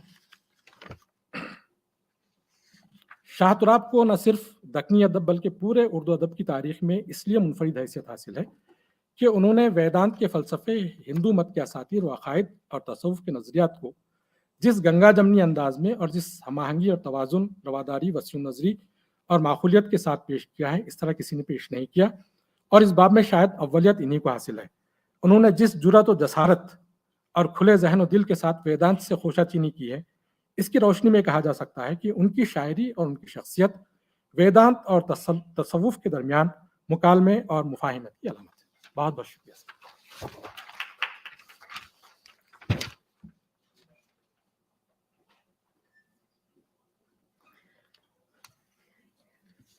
بہت بہت شکریہ پروفیسر نسیم الدین فرید صاحب.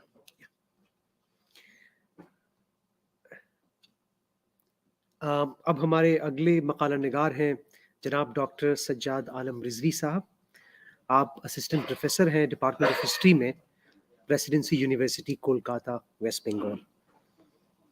آپ کا عنوان ہے بین المذاہب تعامل کی جہتیں حضرت گیسو دراز کے افکار کی روشنی میں. شکریہ. ڈاکٹر سجاد عالم رضوی صاحب. جی السلام علیکم ورحمۃ اللہ وبرکاتہ. خوشگوار فریضہ ہے کہ سیمینار کے ڈائریکٹر، کنوینر اور جتنے بھی منتظمین ہیں ان کی خدمت میں ہدیہ تشکر پیش کروں کہ اس سیمینار میں شرکت کا موقع عنایت فرمایا اور اپنے کچھ افکار پریشاں کو آپ کے ساتھ شیئر کرنے کا یہ موقع عطا فرمایا. مجھ سے پیشتر جو 2 مقالے پڑھے گئے اس نے میرا کام بہت آسان کر دیا ہے، کیونکہ میرے مقالے کی نوعیت بھی ویسی ہی ہے. عنوان ہے بین المذاہب تعامل کی جہتیں حضرت گیسو دراز کے افکار کی روشنی میں. انٹر ریلیجیس انٹریکشنز، جو بین المذاہب تعامل کی بات ہے، اس پر حالیہ دنوں میں 3 کتابیں آئی ہیں. ایک تو بہت پہلے آئی تھی، بیونڈ ٹرک اینڈ ہندوز. اس کے بعد ڈیوڈ واش بروک اور روزانینو او ہیلنن نے religious culture in early modern India کی کتاب لکھی. ابھی واسودھا دالمیا اور مونز ڈی فاروقی نے ایڈٹ کی ہے کتاب ریلیجیس انٹریکشن ان مغل انڈیا.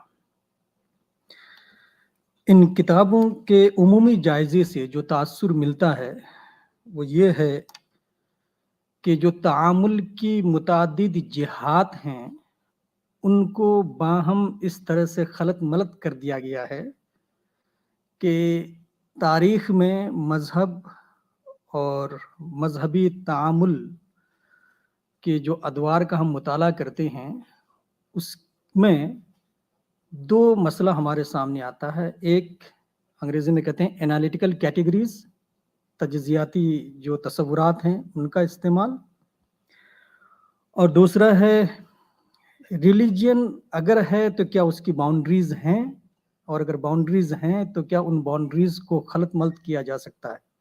اس کی عمدہ مثال ہے سنکریٹزم ورڈ کا استعمال.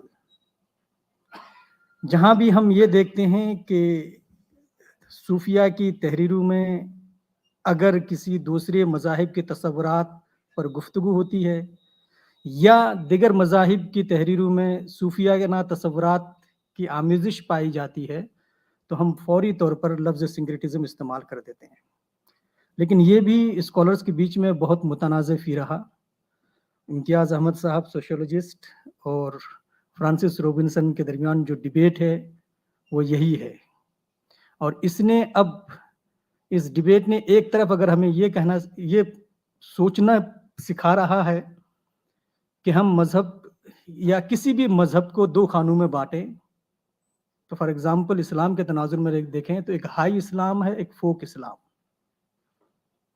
لیکن فرانسس روبنسن کہتے ہیں کہ نہیں، فوک اسلام ہمیشہ ہائی اسلام کی طرف انتقال کی کوشش میں رہتا ہے، اور علماء کی جو جماعت ہے وہ اسی کوشش میں ہیں کہ پیوریفیکیشن کے پروسیس سے فوک اسلام کو ہائی اسلام تک لے کے جائیں اور میو کمیونٹی کو ایز اے مثال پیش کرتے ہیں. اور سائل مایا رام نے بھی ایک الگ کیٹیگری استعمال کی ہے جس کا نام ہے لیمینالٹی. لیمینالٹی مطلب کہ مذہبی حیثیت ہمیشہ حالت انتقال میں رہتی ہے.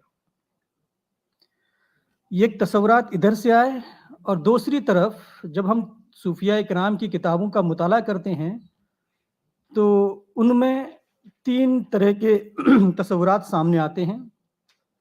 ایک تو یہ ہے کہ کارڈیلٹی،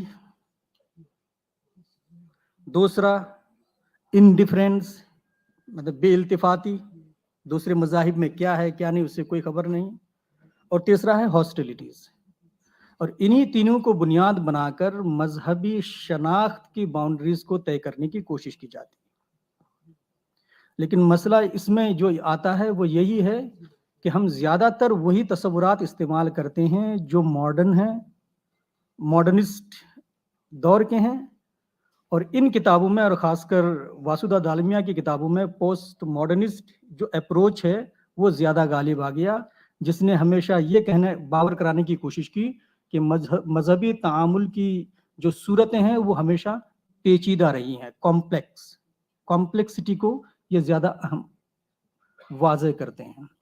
میں نے اپنے جو مقالے کے لیے جو اس کا جو بیانیہ فریم ورک تیار کیا ہے، اس کے لیے ابھی میرے ورک میں ابھی وہ ہیورسٹک ہے، انگریزی میں کہتے ہیں کہ وہ سمجھانے کے لیے ابھی ہے اور اپنے کو سمجھنے کے لیے، فہم و تفہیم کے لیے ہے. اس میں خطا اور ثواب دونوں پہلو برابر ہے، کیونکہ ابھی امپیریکل نہیں، لیکن میں آپ کے سامنے سے رکھنے کی کوشش کرتا ہوں. اور وہ یہ ہے کہ صوفیاء کرام یا بین المذاہب تعامل کے حوالے سے صوفیاء کرام کی تعلیمات کو جب ہم پڑھتے ہیں تو اس کی اگر ہم جہتیں متعین کر دیں تو تعامل کو سمجھنے میں آسانی ہوتی. تو اس کے لیے میں نے 4 جہات کا تعین کیا ہے.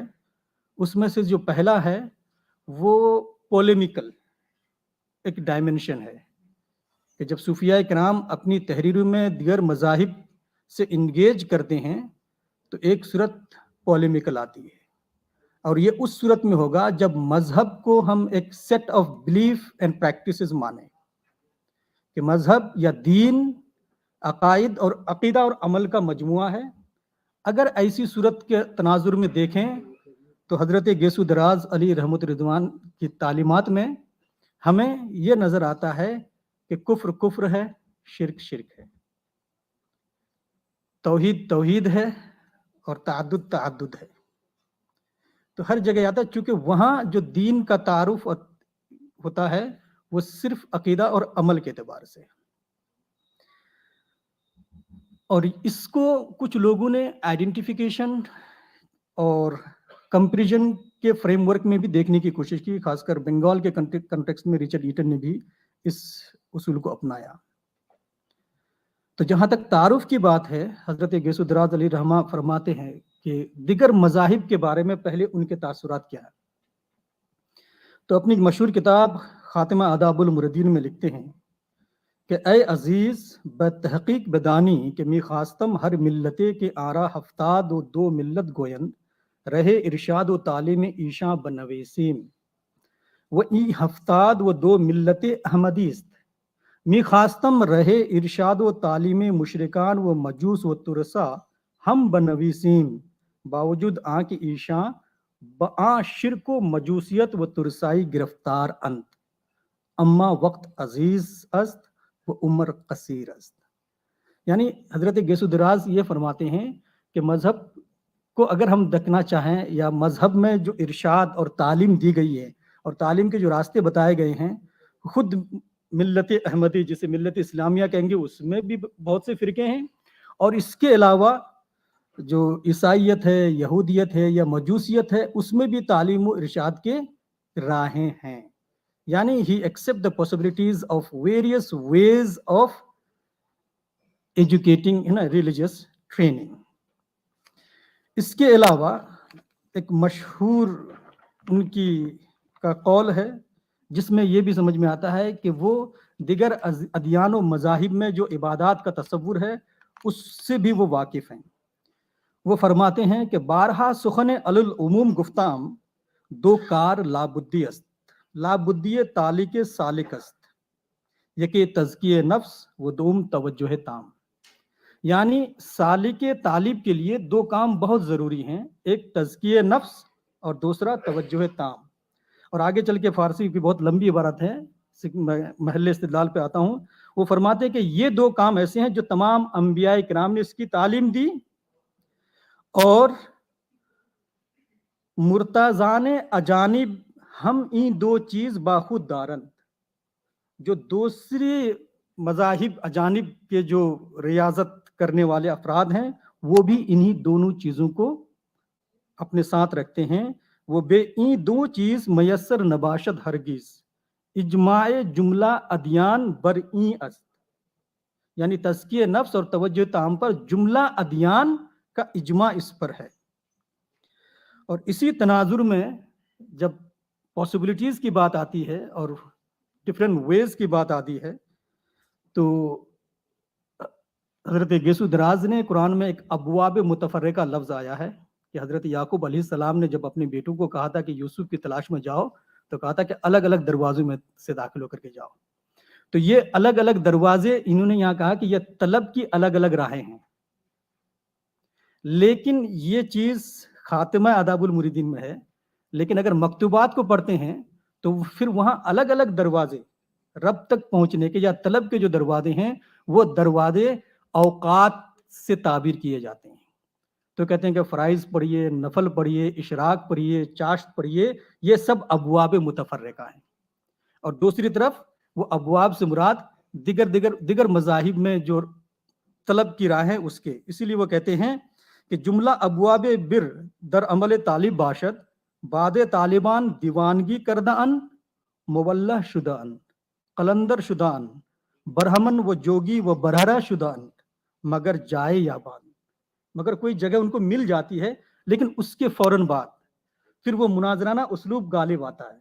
और वो कहते हैं मतलूब दर हुजब गैरत वो दर ततक़ इज्जत मुहतजीब अस्त, कि मतलूब गैरियत के पर्दे में छुपा है और इज्जत के पर्दे में वो मुहतजीब है। बदीन हा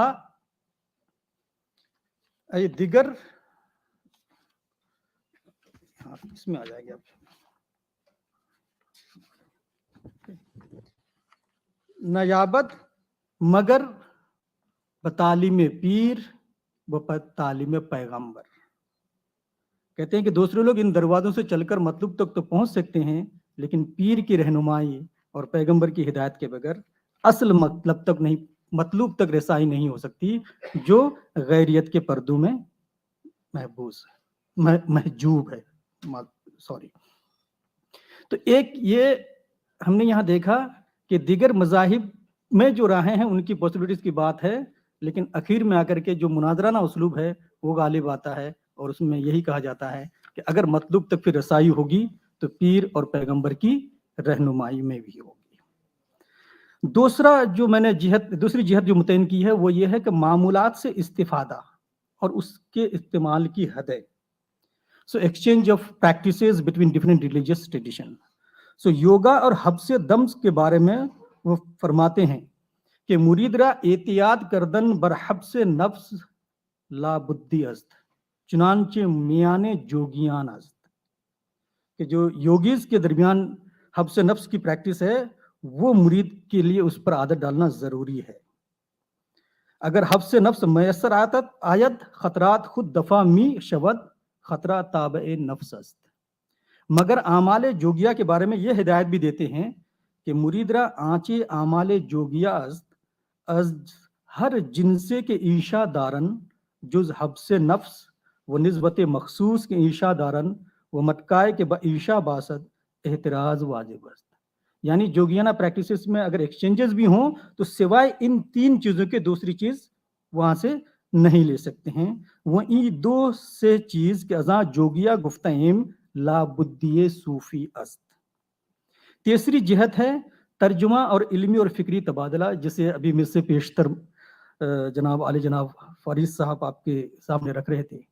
तो अगर हम खासकर मलफूजात का मुताला करते हैं तो उसमें कई जगह हमें मिलता है कि हज़रत गेसु दराज ने एक बरहमन से तलब के मौजू पर मुकालमा किया कि तलब कैसे हासिल हो सकती है, और इस पर यह हुआ कि इन्होंने पहले अपने मज़हब की किताबों का से हवाला जात दिए और उसके बाद फिर संस्कृत किताबों के भी हवाला जात दिए, और वहाँ उन्होंने ये साबित कर दिखाया कि ये तलब सादिक कस्बे दिल अगर हासिल हो सकती है तो वो इन प्रैक्टिसेस से हो सकती है।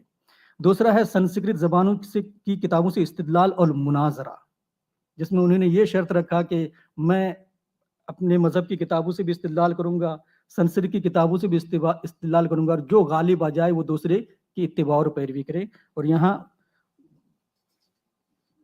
कहा गया है कि یہ غالب رہے لیکن وہ انہوں نے اپنے وعدہ پورا نہیں کیا. پورا تفصیل فارسی عبارت ہیں. اسی طرح سے مہابھارت کی کہانیوں پر بھی تبصرہ ہے، خاص کر یدھشٹر، بھیم، ارجن کی تخلیق، کنتی کی تخلیق، اور پھر جو ہندوانہ رسم ہے اس پر پورا لمبا تفصیلی ہے. تو یہ ایک طرح کا جسے ہم لوگ انگریزی میں کہتے ہیں ٹرانسلیشن کا پروسیس، یہ بھی ایک تعامل کی صورت ہے. اور چوتھی صورت جو ہے وہ سماجی میل جول اور ہم آہنگی. اس سلسلے میں وہ بات کرتے ہیں کہ مرید اصلاح و صلاح کی بات کرے، فساد و افساد کی نہیں. کہتے ہیں کہ مرید را نشاید البتہ وصف سخن چینی در و باشد، کہ وہ کسی دوسری کی نکتہ چینی نہ کرے. وہ نشاید سخن یک بدیگر رسانت، ایک کی بات دوسرے تک نہ پہنچائے. مرید سبب اصلاح و صلاح باشد، والعیاذ باللہ افساد و فساد بدو نسبت ندارت، کہ دونوں سے وہ افساد اور فساد سے نسبت رکھے. اور اسی سلسلے میں ایک روایت اور بھی ہے، ملفوظات جوامع الکلمی میں ہے، کہ انہوں نے فرمایا کہ ایک محفل تھی جس میں مولانا جمال الدین، مولانا علاء الدین جو ان کے دوست، اور مولانا صدر الدین طبیب ایک ساتھ بیٹھے ہوئے تھے، اور وہاں ایک ہندو طبیب بھی بیٹھے تھے جن کا نام نبھو یا بنو تھا. تو دوران گفتگو مولانا صدر الدین نے انہیں کہا ابے نبھو، ابے. تو مولانا جلال الدین نے کہا کہ مولانا یہ ابے کیا ہے؟ تو مولانا صدر الدین نے کہا کہ یہ ہندو ہیں. تو مولانا جمال الدین نے کہا کہ وہ او ہندو شد تو چرا زبان خیش آوارہ می کنی، وہ معیوب می گردانی، وہ بد زبان می شوی، کہ تم اپنی زبان کو خراب کیوں کر رہے ہو اور بد زبان کیوں رہے ہو. اگر برادر نبھو بگوئی از آ تو چے کم شود وہ ترا چے زیاں دارت، اگر تم برادر بھائی نبھو کہتے تو تمہارا کیا نقصان ہوتا. اسی طرح سے فرماتے ہیں کہ مریدرا بر خیر و شر کسے کار نیست، امر بالمعروف و نہی منکر وظیفہ مردمان دیگر است. تو یہ 4 جہتیں ہیں. پہلا جو مناظرانہ ہے اس میں جو مذہبی شناخت ہے وہ باقی رہتی ہے، اسی لیے اس تناظر میں اگر سنکریٹزم کا لفظ استعمال کیا جائے تو وہ پرابلمٹک ہوگا. لیکن جو 3 جہتیں ہیں، دوسری 3 جہتیں ہیں، ایک ڈائلاگ کا ہے، دوسرا سماجی میل جول کا ہے، تیسرا ترجمہ کا ہے. ان جہتوں میں ہم اگر دیکھیں تو جو صوفیاء کرام ہیں ان کی تحریروں میں ملتا ہے کہ جو نان مسلم یا نان اسلامک ریلیجیس ٹریڈیشن ہے اس کے ساتھ سیریس انگیجمنٹ ہے. اور اس کی شہادت کارل ڈبلیو ارنس کا جو آرٹیکل ہے ہندو مسلم اسٹڈیز آف ہندوازم، اس میں بے شمار اس کے شواہد دیے گئے کہ کون کون سی ایسی کتابیں ہیں جو فارسی میں یا عربی زبان میں لکھی گئیں اور جس کے مراجع اور مصادر سنسکرت اور ہندوستانی زبانیں تھیں. تو اس طرح کا تعامل رہا ہے. اور آخری والا جو معاشرت اور سماجی میل جول کی بات ہے یہ صوفیاء کے کرام کی تعلیم میں ہر جگہ ہمیں ملتی ہے. تو اس طرح کی جہتوں کو اگر ہم متعین رکھیں تو وہ ان پرابلمس اور انالیٹیکل کیٹیگریز سے ہم بچ سکتے ہیں جن کی وجہ سے آئے دن یک نہ یک کتاب ہمیں پڑھنے کو ملتی ہے. ہر کے آمد عمارت نو ساخت، اس پر ہمیں چلنا پڑتا ہے. تو اسی طرح سے یہ 4 جہتیں ہیں جن پر میں ابھی کام کر رہا ہوں اور انشاءاللہ کسی نتیجے پر پہنچنے کی کوشش کروں گا. شکریہ.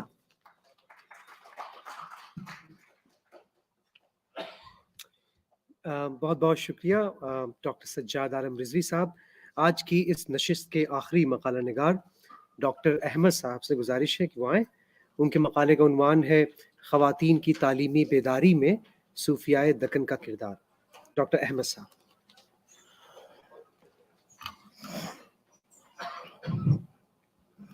السلام علیکم. صدر علی وقار جناب قائم مقام شیخ الجامعہ پروفیسر صدیقی محمد حمید صاحب، اساتذہ کرام، آڈیٹوریم میں تشریف فرما تمام دانشوران، خواتین و حضرات،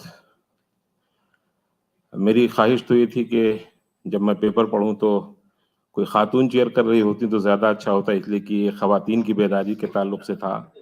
لیکن میں حال میں دیکھ رہا ہوں کہ یہاں بھی بطور تبرک کچھ ہی خواتین گاہے گاہے ایک آدھ جگہ نظر آ رہی ہیں.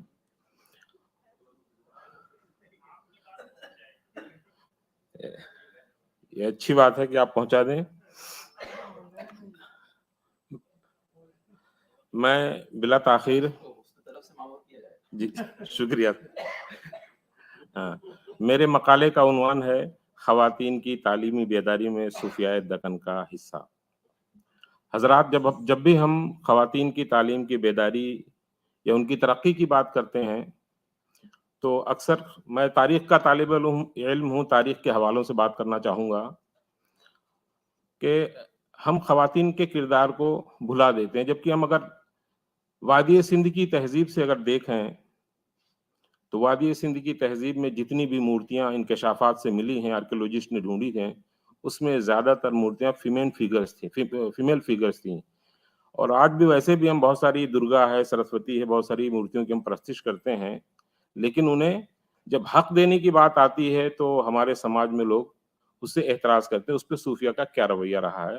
میرے مقالے کا اصل مقصد یہی ہے تاکہ اس کو صوفیہ کی تعلیمات کی روشنی میں اور اسلام کی تعلیمات کی روشنی میں دونوں میں پیش کرنے کی کوشش کروں گا. عہد وسطیٰ کے سماج میں عورتوں کے معاملے میں افراط و تفرید کا یہ عالم ہے کہ ایک طبقہ تو یہ خیال کرتا ہے کہ عورت کا بالکل مرد کے شانہ بشانہ چلنا اس صنف کی اصل آزادی ہے، اور عورتوں اور مردوں کے مابین میل جول رکھنا، دونوں کا میدان کار علیحدہ کرنا عورتوں پر سری ظلم اور حقوق انسانیت کے بالکل خلاف ہے. ان لوگوں نے مساوات کا مطلب یہ سمجھا ہے کہ عمل میں مساوات ہو، حالانکہ مرد اور عورت کے درمیان عمل میں مساوات نہیں بلکہ حیثیت میں مساوات ہو، کیونکہ دونوں یکساں عزت و احترام اخلاقی سلوک کے مستحق ہیں اور ان میں مرد و زن کا کوئی امتیاز نہیں. دوسرے طبقے کا یہ زعم ہے کہ اس کی حیثیت صرف یہ ہے کہ اسے گھر کی چار دیواری میں محصور کر دیا جائے، کہ ان کا تعلق خانہ داری امور کے علاوہ کسی اور چیز سے نہ ہو، حتیٰ کہ انہیں تعلیم دینا، مردوں کی طرح انہیں علم سے آراستہ کرنا بھی مناسب نہیں، بلکہ ان کے خیال میں عورت بہتر وہ ہے جو تعلیم یافتہ نہ ہو. ان کے خیال میں عورتوں کو یہ حق حاصل نہیں ہے کہ وہ پڑھیں لکھیں، اپنی تعلیم کی روشنی میں اپنے مستقبل کو سنواریں یا تعمیر کریں. مرد و زن کے درمیان اس صنفی اختلاف کا مطلب لوگوں نے یہ نکالا کہ مرد کو امتیازی مرتبہ حاصل ہے تو وہ سارے امتیازی کاموں کا حقدار ہے، عورتوں کے نصیبے میں امتیاز نہیں، اس لیے وہ امتیازی اوصاف کو حاصل نہیں کر سکتی. حالانکہ صنفی امتیاز کا مقصد یہ ہرگز نہیں ہے. شرعی نصوص جب ہم قرآن و احادیث کا مطالعہ کرتے ہیں تو بہت ساری ایسی آیتیں ہیں، بلکہ میں تو یہ کہوں گا کہ شاید قرآن میں کوئی ایسا حکم جب اللہ نے نازل فرمایا ہے تو تمام احکامات میں جہاں مردوں کے لیے احکامات نازل کیے وہاں عورتوں کا بھی ذکر کیا ہے. قل للمؤمنین والمؤمنات قل للمسلمین والمسلمات. مومن مردوں کے لیے بھی وہی حقوق ہیں، مومن خواتین کے لیے بھی وہی حق ہیں. تو اسلامی تعلیمات کو جو ہم دیکھتے ہیں تو وہاں بھی اس طرح کے نظریے سامنے آتے ہیں. شرعی نصوص میں غور کرنے سے پتہ چلتا ہے کہ اسلام ان دونوں کے بیچ میں اعتدال کی تعلیم دیتا ہے. وہ نہ تو عورتوں کو بالکل بے محابہ میدان عمل میں آنے کی اجازت دیتا ہے اور نہ ہی ان کے ہر قسم کے معاملات سے روکتا ہے، بلکہ ان کی صنفی نزاکت کا لحاظ رکھتے ہوئے کچھ قیود و شرائط کے ساتھ انہیں ان تمام کاموں کی اجازت دیتا ہے جن سے ان کے وقار میں اضافہ ہو، عزت نفس میں اضافہ ہو، اور جن کی انہیں دنیا اور آخرت دونوں میں ضرورت ہو. اسی مقصد کے تحت عہد وسطیٰ کے صوفیاء کرام نے خاص کر کے دکن کے علاقے میں ان کی اس اجتماعی زندگی کو اسلام اور بانی اسلام کے احکام کے عین مطابق قرار دیا. اسی خیال کے تحت انہوں نے جماعت خانقاہوں کی بنیاد ڈالی، جہاں نہ صرف وہ اپنے مریدوں اور عقیدمندوں کے ساتھ باقاعدہ عبادت و ریاضت میں زندگی گزارتے تھے، بلکہ وہاں مختلف مزاج، مختلف رجحانات کے اشخاص کے ساتھ مل کر رہنا بھی سیکھتے تھے. انہیں تلقین اور عمل سے روحانی اخلاقی درس دیا جاتا تھا. بزرگان دین اپنے اوقات کا کچھ حصہ اس کام کے لیے مخصوص رکھتے تھے، جس سے ان کے حلقہ بگوش مجلس کی شکل میں جمع ہوتے تھے اور بہت سے علمی اور مذہبی اور تصوف کے مسائل پر اپنے مرشد کے سامنے پیش کر کے ان کے ارشادات سے علم و دانش میں اضافہ کرتے تھے. صوفیاء کرام کی روحانی و تربیتی مجالس میں میں تھوڑا سا اسکیپ کر کے پڑھ رہا ہوں وقت کی قلت کی وجہ سے. صوفیاء کرام کی روحانی و تربیتی مجالس میں انسانیت کے ہر طبقے خواہ وہ مرد ہو، عورت ہو، بچہ ہو، بوڑھا ہو، روحانی اور اخلاقی اصلاح کا اہتمام کیا جاتا تھا۔ اسی حوالے سے طبقہ نسواں سے متعلق صوفیانہ ملفوظ ادب موجود ہے۔ کشف المحجوب میں داتا گنج بخش نے علم کی فرضیت اور اس کی اہمیت بیان کرتے ہوئے لکھا ہے کہ اللہ کے بندوں میں سے وہی لوگ ڈرتے ہیں جو جانکار ہوتے ہیں۔ اس میں کسی مرد یا عورت کی تخصیص نہیں کی گئی ہے۔ آگے بھی وہ کوٹ کرتے ہیں، خاص کر کے اللہ کے رسول کی حدیث کوٹ کیا انہوں نے کشف المحجوب میں، طلب العلم فریضۃ علی کل مسلم و مسلمۃ، کہ علم کا حاصل کرنا ہر مسلمان مرد اور عورت کے لیے فرض ہے۔ امام غزالی کا بہت مشہور قول ہے، امر بالمعروف اور نہی عن المنکر کی جب بات ہوتی ہے تو انہوں نے لکھا ہے کہ امر بالمعروف اور نہی عن المنکر کا مطلب صرف علماء میں صرف خطیبوں کے لیے نہیں ہے، بلکہ وہ خواتین بھی اس میں شامل ہیں، وہ بھی امر بالمعروف اور نہی عن المنکر کا حکم دے سکتی ہیں اور دینا چاہیے۔ اس سے ایک صالح معاشرے کے قیام میں مدد مل سکتی ہے۔ تو ان کا لمبا کوٹیشن ہے، میں اس کو اسکیپ کر رہا ہوں۔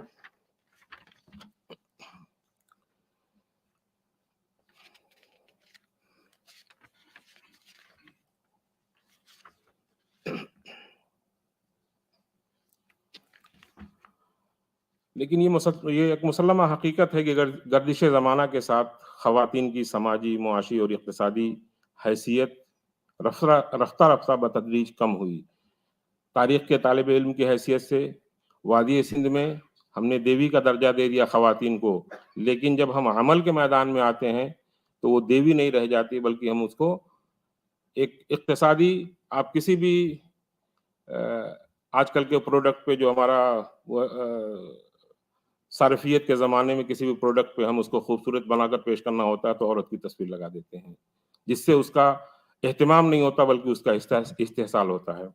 صوفیہ نے اس معاملے میں، خاص کر دکن کے صوفیہ نے خواتین کے حوالے سے اس افراط و تفریط سے بچتے ہوئے ان کا جو اصل مقام تھا، ان کی تعلیم کا چار دیواری میں رہتے ہوئے، چکی پیستے ہوئے، ہمارے صبح کے سیشن میں دو خواتین نے چکی نامہ اور چرخہ نامہ پہ بہت عمدہ گفتگو کی ہے اور بڑے حوالے دیے تھے۔ اتفاق سے تقریباً کچھ حوالے میرے اس میں بھی تھے، خاص کر کے ان چکی ناموں کا ذکر کیا، 7 چکی نامے جو لکھے گئے، فاروقی کا چکی نامہ، شاہ کمال کا چکی نامہ، اور ایک مخصوص چکی نامہ ہے تقریباً 113 بندوں کا جو کسی نامعلوم شاعر کا ہے۔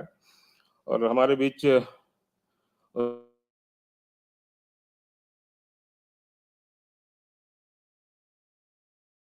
استاد نصیر کے بہت سارے مخطوطے جو ملے ہیں اس میں اشعار مختلف ہو گئے ہیں، لیکن مفہوم سب کا ایک ہی ہے۔ مقصد ان خواتین کی تعلیمی سماجی بیداری۔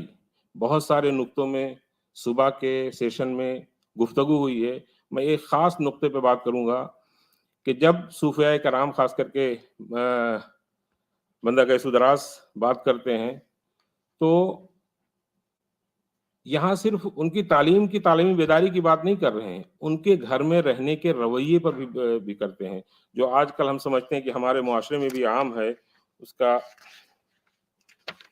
کہ خواتین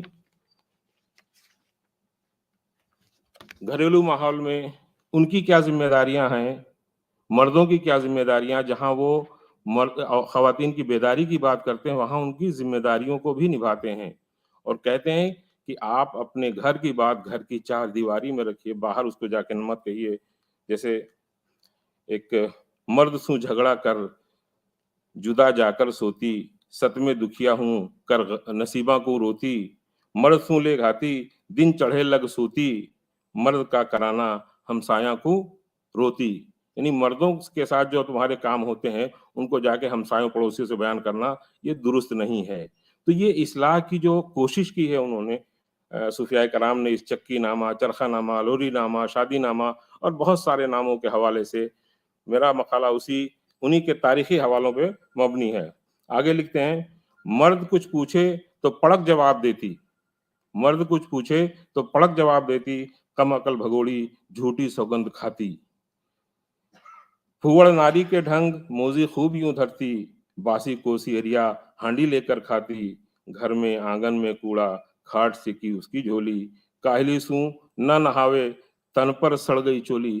یعنی اگر دیکھا جائے تو آج سے 300-400 سال پہلے بلکہ ہمارے معاشرے کا جو حال ہے آج کے اس فیشنیبل دور میں، اپنے گھروں کی خواتین کا آپ موازنہ کر لیجئے اور ان اشعار کو اپنے ذہن میں رکھیے تو صوفیہ کی ایسا نہیں کہ وہ خانقاہوں میں بیٹھ کر کے صرف درس و تدریس دے رہے ہیں، بلکہ سماج میں رہنے والی ہر چیز پہ، یعنی خواتین کی ہائیجین کا بھی ان کو خیال ہے، ان کی صفائی کا، ان کی نظافت کا، ان کو کتنے خوبصورت انداز میں انہوں نے اپنے ان اشعار میں رکھا ہے.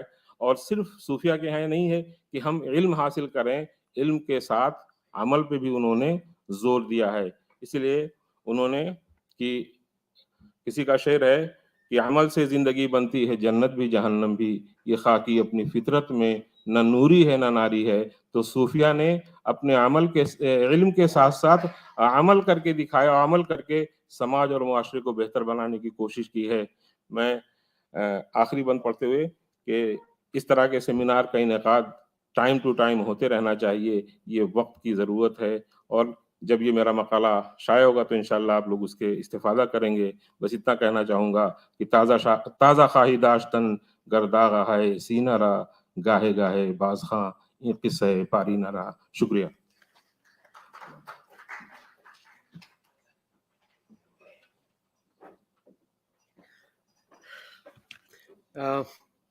بہت بہت شکریہ ڈاکٹر احمد صاحب. چھپنے کے بعد آپ کا مقالہ ہم ضرور پڑھیں گے. آج کی اس نشست میں پڑھے جانے والے تمام مقالہ جات پڑھے جا چکے ہیں. اب باری ہے اس اجلاس کے صدور کے اپنے کلمات کی اور ان کے تاثرات کی، ان کے مشاہدات کی. میں سب سے پہلے انتہائی ادب کے ساتھ گزارش کروں گا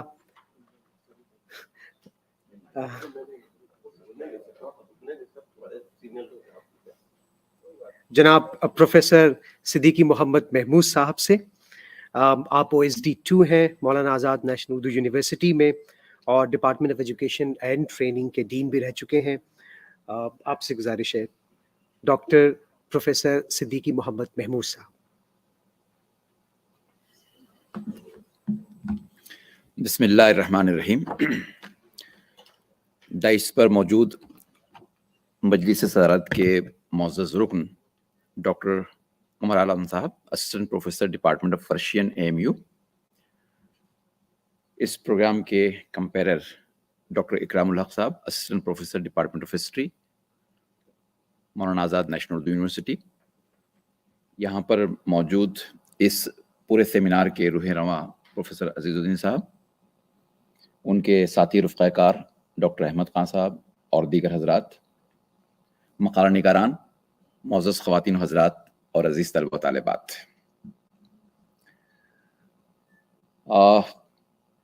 کل صبح سے ہم مختلف مقالات سن رہے ہیں، تقاریر سن رہے ہیں، اور موضوع جو ہے یہ ہے کہ خاص طور سے دکن کے صوفیہ کا کیا کردار رہا تعلیم کے عام کرنے میں اور فرقہ وارانہ ہم آہنگی کو فروغ دینے میں. تو تعلیم کی جہاں تک بات ہے، میں سمجھتا ہوں پروفیسر عزیز الدین صاحب نے اس کا مطلب بہت اچھی طریقے سے سمجھا. انہوں نے سوچا کہ یہ محمود صدیقی کا تعلق تعلیم و تربیت سے ہے تو اس کی تعلیم و تربیت اچھی کر دی جائے یہاں پر، ہے نا. کیونکہ یونیورسٹی نے خاص طور سے آنریبل وائس چانسلر صاحب نے ان کو جو بڑی ذمہ داری سونپی ہے، تو اس میں یہ بھی ہے کہ مجھ جیسے طالب علموں کی، مجھ جیسے طلبہ کی وہ تربیت کا فریضہ انجام دیں. تو انہوں نے اس موقع کو غنیمت سمجھا. وہ دیکھنا چاہتے تھے کہ اگر مجھے کرسی صدارت پہ بٹھا دیا جائے وہ بھی اناگرل سیشن میں، تو اس وقت میں ان کے معیار پر پورا اترتا ہوں کہ نہیں اترتا ہوں، اور پھر کسی سیشن میں اگر مجھے بلا لیا جائے تو اس وقت میں ان کے معیار پر پورا اترتا ہوں کہ نہیں اترتا ہوں. میں سمجھتا ہوں ایک طرح سے تربیت کا ذریعہ انہوں نے بنا دیا، اس کے لیے میں ان کا شکریہ ادا کرتا ہوں. معزز خواتین و حضرات، آج جو مقالے پڑھے گئے، یقین مانیے کہ کسی مقالے کے وقت یہ طبیعت نہیں چاہ رہی تھی کہ اس کو درمیان میں سے روکا جائے. بہت پرمغز، بہت معلوماتی، اور میں سمجھتا ہوں کہ اپنے موضوع کا حق ادا کرنے والے مقالے یہاں پڑھے گئے. اس کے لیے میں تمام مقالہ نگاران کو ہدیہ مبارکباد پیش کرتا ہوں، تہ دل سے مبارکباد پیش کرنے کی سعادت حاصل کرتا ہوں. 8 مقالہ جات یہاں پڑھے گئے. پہلا جو مقالہ تھا جو ڈاکٹر شیخ محبوب بادشاہ صاحب نے پڑھا، عنوان سن کر میں سہم ہی گیا، بہت سہم گیا میں نے کہا کہ اب اس مقالے پر میں اپنے کلمات کا کیا اظہار کر پاؤں گا. دیکھیے آپ بغور سماعت فرمائیں، اور God, their God versus no God but God. میں بہت سہم گیا، میں بہت ڈرا ہوا تھا، یقین مانیے کہ میں بہت ڈر گیا تھا. لیکن الحمدللہ جتنا کیچی انہوں نے اپنے ٹاپک کو بنایا، اس سے بھی زیادہ انہوں نے اپنے مقالے میں جن نکات کا احاطہ کیا، بہت اچھے انداز میں انہوں نے یہ بات پیش کی کہ کس طریقے سے آج کے حالات میں بھی درگاہ اور وہاں پر ہونے والی مختلف سرگرمیاں جو ہوتی ہیں وہ کس طریقے سے قومی یکجہتی کو اور فرقہ وارانہ ہم آہنگی کو آگے بڑھاتی ہیں. اس کا بہت اچھے طریقے سے انہوں نے احاطہ کیا. میں تہ دل سے ان کی خدمت میں مبارکباد پیش کرتا ہوں. دوسرا مقالہ جو ہمارے سامنے آیا، جو آن لائن پیش کیا گیا، پروفیسر طیبہ منور صاحبہ نے پیش کیا. انہوں نے ان تمام درگاہوں کے فوٹوز بھی یہاں پیش کیے جن کو میں اپنی جاگتی آنکھوں سے اکثر دیکھتا ہوں، کیونکہ میرا تعلق اسی بستی سے ہے، خلد آباد سے ہے، میری جائے پیدائش وہی ہے. تو وہاں انہوں نے بتایا کہ صرف ان کی تعلیمات میں، ان کے ملفوظات میں، ان کی کتابوں میں، ان کی شاعری میں اور ان کے ادب میں ہی قومی یکجہتی نہیں جھلکتی، بلکہ ان کی درگاہوں میں جس انداز میں درگاہیں تعمیر کی گئی، وہ درگاہیں بھی میں سمجھتا ہوں کہ اس کا جیتا جاگتا نمونہ ہے. اس میں آپ کو مغلیہ آرٹ بھی ملے گا، اس میں ایرانی آرٹ بھی ملے گا، اور اس میں ہندوستانی آرٹ کو بھی، راجستھانی آرٹ اور مختلف آرٹس کو جو ملایا گیا جس انداز میں، تو وہ ایک اپنے آپ میں ایک درس ہے کہ کس طریقے سے کہیں سے بھی، جیسے کہا جاتا ہے نا کہ حکمت مومن کی متاع گمشدہ ہے، کھوئی ہوئی دولت ہے، جہاں سے بھی حاصل ہو سکے اس کو حاصل کرنا چاہیے. تو اچھی اور سچی بات اسی طریقے سے لوگوں نے کس طریقے سے اپنائی، اور خاص طور سے خانقاہی نظام نے کس طریقے سے اس کو اپنایا، اس کا اظہار انہوں نے کیا اور اس کے ایویڈنسز بھی ہمارے سامنے رکھے. میں ان کی خدمت میں بھی مبارکباد پیش کرتا ہوں. تیسرا مقالہ جو سامنے آیا، پروفیسر محمد طالب صاحب نے پیش کیا، contribution of the Sufis of Deccan for the promotion of learning. ظاہر ہے کہ ایک پورا ان بلڈ سسٹم جو ہے خانقاہ نظام کا رہا ہے کہ وہاں پر تعلیم کو عام کرنے کے سلسلے میں آج بھی اگر آپ دیکھیں تو درگاہوں کے اطراف اور مساجد کے اطراف جو ملگیاں بنی ہوئی ہوتی ہیں، وہ کمرے طلبہ کے قیام کے لیے اور ان کی تعلیم کے لیے، انتظام کے لیے بنائے گئے تھے، اور آج بھی ہم اس طرح کا سسٹم پاتے ہیں. مدارس کا جو اسٹرکچر ہے، جو درمیان میں مسجد اور مسجد کے اطراف میں جو ملگیاں بنائی جاتی ہے، کمرے بنائے جاتے ہیں چھوٹے چھوٹے، میں سمجھتا ہوں کہ وہ اسی کا ایک امپیکٹ ہے جو آج بھی ہم اپنی جاگتی آنکھوں سے دیکھتے ہیں. میں سمجھتا ہوں کہ انہوں نے بھی اپنے عنوان کا حق ادا کرنے کی پوری کوشش کی. میں ان کی خدمت میں بھی مبارکباد پیش کرتا ہوں. چوتھا مقالہ جو سامنے آیا، پروفیسر محمد حبیب صاحب یہاں تشریف فرما ہیں، Sufism and world peace with reference to Sufis of Deccan. ظاہر ہے کہ صوفیزم میں یا کسی بھی اچھی چیز میں کوئی علاقہ واریت نہیں ہوتی ہے.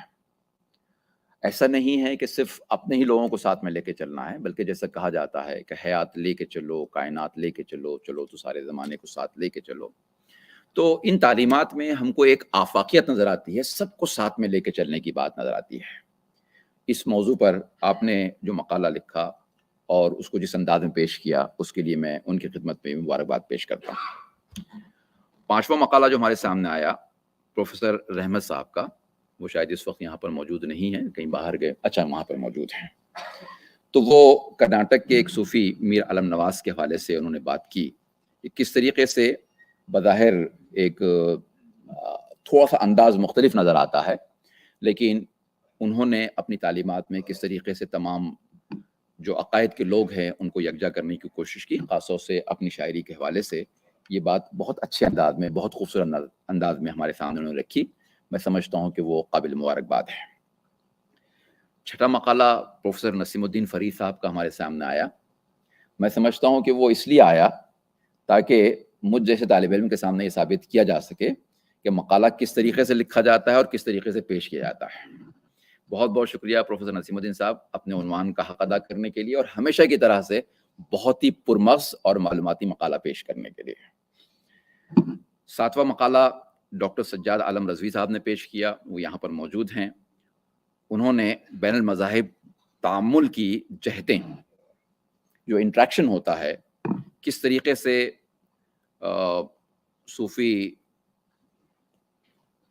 حضرت گیسودراز نے اپنی تعلیمات میں کس طریقے سے اس کا نمونہ پیش کیا، یہ بات یہاں سامنے آئی۔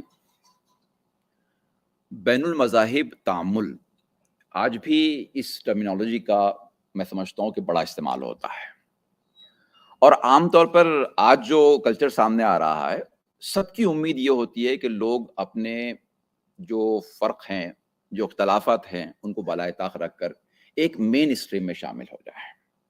میں سمجھتا ہوں کہ اس مقالے کے ذریعے سے انہوں نے یہ پیغام دینے کی کوشش کی ہے کہ ہندوستان ایک گلشن کی مانند ہے، ایک باغ کی مانند ہے، یہاں پر مختلف پھول ہیں، اور وہ سب اپنے اپنے ان کی شمولیت کی وجہ سے ایک خوبصورت منظرنامہ پیش کرتے ہیں۔ ہر پھول کی اپنی خوشبو ہے، اس کا اپنا رنگ ہے، اس کی اپنی ساخت ہے، اور وہ اپنی جگہ پر برقرار رکھنے میں ہی اس پورے چمن کی خوبصورتی ہے۔ تو قومی یکجہتی کا مطلب یہ نہیں ہے کہ میں آپ کا اپنا مذہب بھول جاؤں، آپ اپنا مذہب بھول جائیں، سب لوگ اپنا اپنا کلچر بھول جائیں اور ایک نئے کلچر کا آغاز کریں۔ گنگا جمنی تہذیب کا مطلب یہ ہے کہ لوگ اپنے اپنی تہذیبوں پر عمل پیرا رہتے ہوئے دوسری تہذیبوں کا احترام کرنا سیکھیں، اور جس حد تک وہ شریک رہ سکتے ہیں اپنے اصولوں پر قائم رہتے ہوئے دوسروں کا جس حد تک ساتھ دے سکتے ہیں ساتھ دیں، اور اس طریقے سے ایک پرامن فضا کو برقرار رکھنے کی کوشش کریں۔ یہ بات میں سمجھتا ہوں کہ اس مقالے سے بہت خوبصورتی کے ساتھ ہمارے سامنے آئی۔ اور 8واں مقالہ جو تھا ڈاکٹر احمد صاحب کا، جنہوں نے اپنی پیشکش سے پہلے ہی اس بات کا اظہار کیا کہ چونکہ مقالہ خواتین پر ہے، اس لیے کیا ہی اچھا ہوتا کہ کوئی خاتون یہاں پر صدارت کر رہی ہوتی۔ میں سمجھتا ہوں کہ یہ حسن طلب کا بڑا اچھا انداز ہے، حسن طلب ہے۔ آئندہ انشاءاللہ تعالیٰ آپ کی اس خواہش کا احترام کیا جائے گا۔ پروفیسر عزیز صاحب اس بات کو نوٹ کریں کہ آئندہ احمد صاحب کو جب پڑھائیں تو اس طرح کا اہتمام کریں۔ واقعتاً ایک بہت ہی سیریس ایشو پر انہوں نے توجہ دلائی کہ کہاں تو ہم اس صدی میں بھی ابھی تک حقوق نسواں کی بات کر رہے ہیں، عورتوں کے حقوق کی بات کر رہے ہیں، اور کہاں تو یہ کہ اکثر لوگوں کا یہ ماننا ہے کہ مغربی ممالک میں اس سلسلے میں پہل کی گئی اور وہ ہم سے اس سلسلے میں بہت آگے ہیں۔ لیکن اگر آپ دیکھیں ان کے مقالے پر غور کریں تو آپ کو اس بات کا اندازہ ہوگا کہ خانقاہی نظام نے جہاں مردوں کی تعلیم و تربیت پر، ان کے تزکیہ نفس پر زور دیا، وہیں پر خواتین کو کہیں پر بھی نظر انداز نہیں کیا گیا، اس لیے کہ تصوف جو ہے کوئی علیحدہ سے چیز نہیں ہے۔ اسلام کو ایک مخصوص انداز میں دیکھنے کا ہی نام تصوف ہے، اور ظاہر ہے کہ وہ اسلام سے ہٹ کر کوئی چیز نہیں ہے۔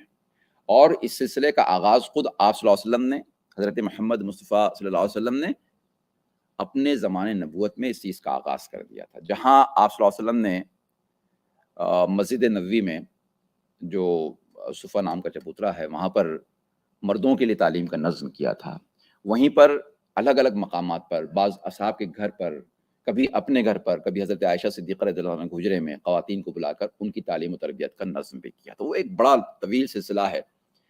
اب یہ الگ بات ہے کہ خواتین کی تعلیم کے سلسلے میں بھی اس کے جو آداب ہیں اور جو شعار ہیں ان کا ہمیشہ خیال رکھا گیا اور برتا گیا، اور وہ چیزیں کبھی بھی ان کی تعلیم میں، ان کی ترقی میں رکاوٹ نہیں ہے۔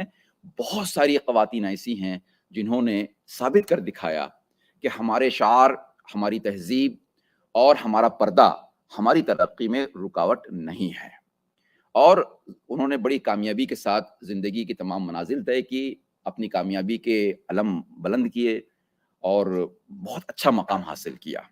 تو اس بات کا خیال رکھیں کہ یہاں پر بھی افراط و تفریط کا شکار نہیں ہونا ہے۔ مغربی تہذیب سے جو چیزیں اچھی ہیں ان کو ضرور لیں، خواتین کو آگے بڑھانے کے، ان کے فروغ کے سلسلے میں جو کوششیں ہو سکتی ہیں وہ ضرور کریں، لیکن ایک طریقے سے اگر دیکھیں تو آج مغربی معاشرہ بھی جن برائیوں سے جوجھ رہا ہے ان میں سے ایک بڑی چیز جو ہے وہ مخلوط معاشرے کی جو نزاکتیں ہیں ان نزاکتوں کا خیال نہیں رکھنا اور افراد و تفرید کا شکار ہو جانا، وہ معاشرہ سے جوجھ رہا ہے۔ بروکن فیملیز کا جو تصور ہمارے سامنے آج ہے، میں سمجھتا ہوں کہ وہ ہماری آنکھیں کھولنے کے لیے بہت کافی ہے۔ تو جو شعار ہیں، جو حدود ہیں، ان کا خیال رکھتے ہوئے خانقاہی نظام نے شروع ہی سے خواتین کی تعلیم و تربیت پر توجہ دی، اس کو کبھی نظر انداز نہیں کیا۔ یہ بات بہت کھل کر جناب ڈاکٹر احمد صاحب نے ہمارے سامنے رکھی۔ میں سمجھتا ہوں کہ اس لحاظ سے اگر دیکھا جائے تو تمام مقالہ نگاران ہم تمام کی مبارکباد کے مستحق ہیں. یہاں پر موجود منتظمین کی جانب سے، شرکا کی جانب سے میں تمام کی خدمت میں ایک بار پھر مبارکباد پیش کرتا ہوں. یہاں پر بہت سارے ماہرین ہیں جنہوں نے مجھے یہاں سامنے بٹھا دیا اور ایسا معلوم ہو رہا تھا کہ وہ یہ بات کہہ رہے ہوں کہ اے موج بلا ان کو بھی ذرا دو چار تھپیڑے ہلکے سے. کچھ لوگ ابھی تک ساحل سے طوفان کا نظارہ کرتے ہیں، تو کچھ لوگ ساحل سے طوفان کا نظارہ کر رہے تھے کہ دیکھیے کہ طوفان سے یہ کیسے گزرتا ہے نا.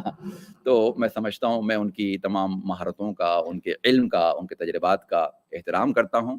مجھے یقین ہے کہ انہوں نے مجھے یہاں پر اس لیے آگے بڑھایا تھا کہ ایک طالب علم کے حیثیت سے میں اپنا فریضہ کس حد تک انجام دے پاتا ہوں، اس بات کی وہ آزمائش کرے. مجھے پتہ نہیں کہ میں ان کی آزمائش میں کہاں تک کھرا اترا ہوں، لیکن ایک بات یہ ضرور ہے، آخری میں ہم اس بات کو نوٹ کریں کہ آج کے اس گئے گزرے دور میں بھی اچھی اور سچی بات آسان انداز میں لوگوں کے سامنے پیش کی جائے اور قول سے زیادہ عمل کے ساتھ اگر پیش کی جائے تو آج بھی لوگوں میں داعیہ ہے، یہ جذبہ ہے کہ وہ اچھی بات کو قبول کر سکتے ہیں.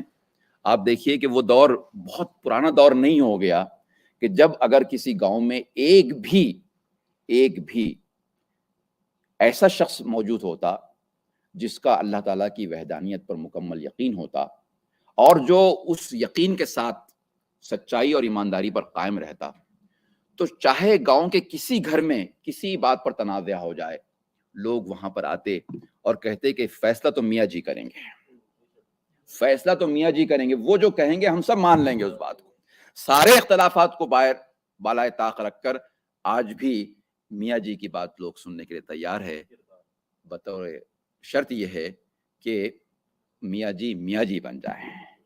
تو اس لیے کسی نے کیا خوب کہا ہے کہ تقریر سے ہے ممکن نہ تحریر سے ممکن وہ کام جو انسان کا کردار کرے ہیں. آئیے ہم اپنے کرداروں کو سنوارنے کی کوشش کریں. زمانہ ہمارا انتظار کر رہا ہے. بہت سارے اختلافات، بہت ساری برائیاں سماج میں ہیں، ان کے خلاف آواز اٹھانے کے لیے، لیڈ کرنے کے لیے کوئی اور میدان میں نہیں آنے والا ہے. ان اچھائیوں کو عام کرنے کی ذمہ داری میری، ہم تمام کی، جو لوگ موجود ہیں یہاں پر ان کی بھی، اور جو لوگ موجود نہیں ہیں لیکن جن کے پاس یہ تعلیمات موجود ہیں اور جنہوں نے جزدانوں میں ان کو بند کر رکھا ہے ان تمام کی ذمہ داری ہے. ایسی تعلیمات ہم کو دیگر مذاہب میں ملتی ہے. جیسے ایک مثال میں آپ کو دوں، ہمارے یہاں کہا گیا ہے کہ یا ایھا الناس اتقوا ربکم الذی خلقکم من نفس واحدہ، کہ اے لوگوں ڈرو اس رب سے جس نے تمہیں ایک نفس سے، یعنی حضرت آدم علیہ السلام سے پیدا کیا. تو اس طرح کی بہت ساری باتیں آپ کو وہاں پر بھی ملے گی. ایک بات میں آپ کو صرف بتا دوں کہ جیسے استاد کا جو احترام ہے، پیر کا جو احترام ہوتا ہے، مرشد کا جو احترام ہوتا ہے، جو مرد کامل ہوتا ہے اس کا جو احترام ہوتا ہے، تو اس طرح کی ایک جھلک ایک سنسکرت شلوک سے آپ کو دیکھنے کو ملے گی جس میں کہا گیا کہ بندو گروپند کنکر پاس نروپ ہری مہا موہ تم پنج جاسو کر روی کر نکر. تو نر روپ ہری کا مطلب یہ ہے کہ جو استاد ہوتا ہے وہ ایک طریقے سے گاڈ کی شکل میں آپ کے سامنے موجود ہوتا ہے، اس کا ویسا ہی احترام کرنا چاہیے. تو تعلیمات میں بہت ساری سملیرٹیز ہیں، لیکن بطور خاص اسٹریٹجیکلی اختلافات کو عام کر کے عوام کو لڑانے کی جو کوشش جاری ہیں، اس سلسلے میں ہم تمام کو بیدار ہونا ہے، بہت چوکنا رہنا ہے. حالات بہت تشویشناک ہیں، لیکن سنبھل کر اگر ہم نے چلے تو محبت کے پیغام میں اتنی طاقت ہے کہ وہ سب کو اپنی جانب کشش کر سکتا ہے. بہت شکریہ. السلام علیکم ورحمۃ اللہ وبرکاتہ.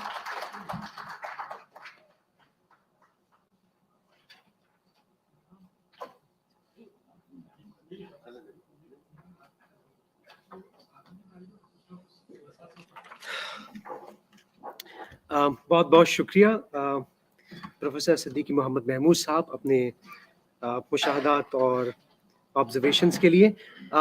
2-3 اعلانات ہیں مختصر سے.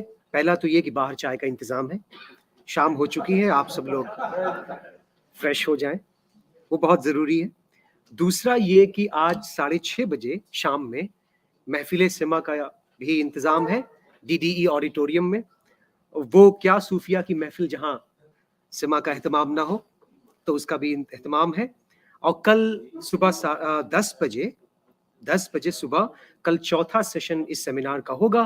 تو آپ لوگوں سے گزارش ہے کہ ایسے ہی گرم جوشی کے ساتھ صبح بھی تشریف لائیں. بہت بہت شکریہ. باہر چائے نوش کریں.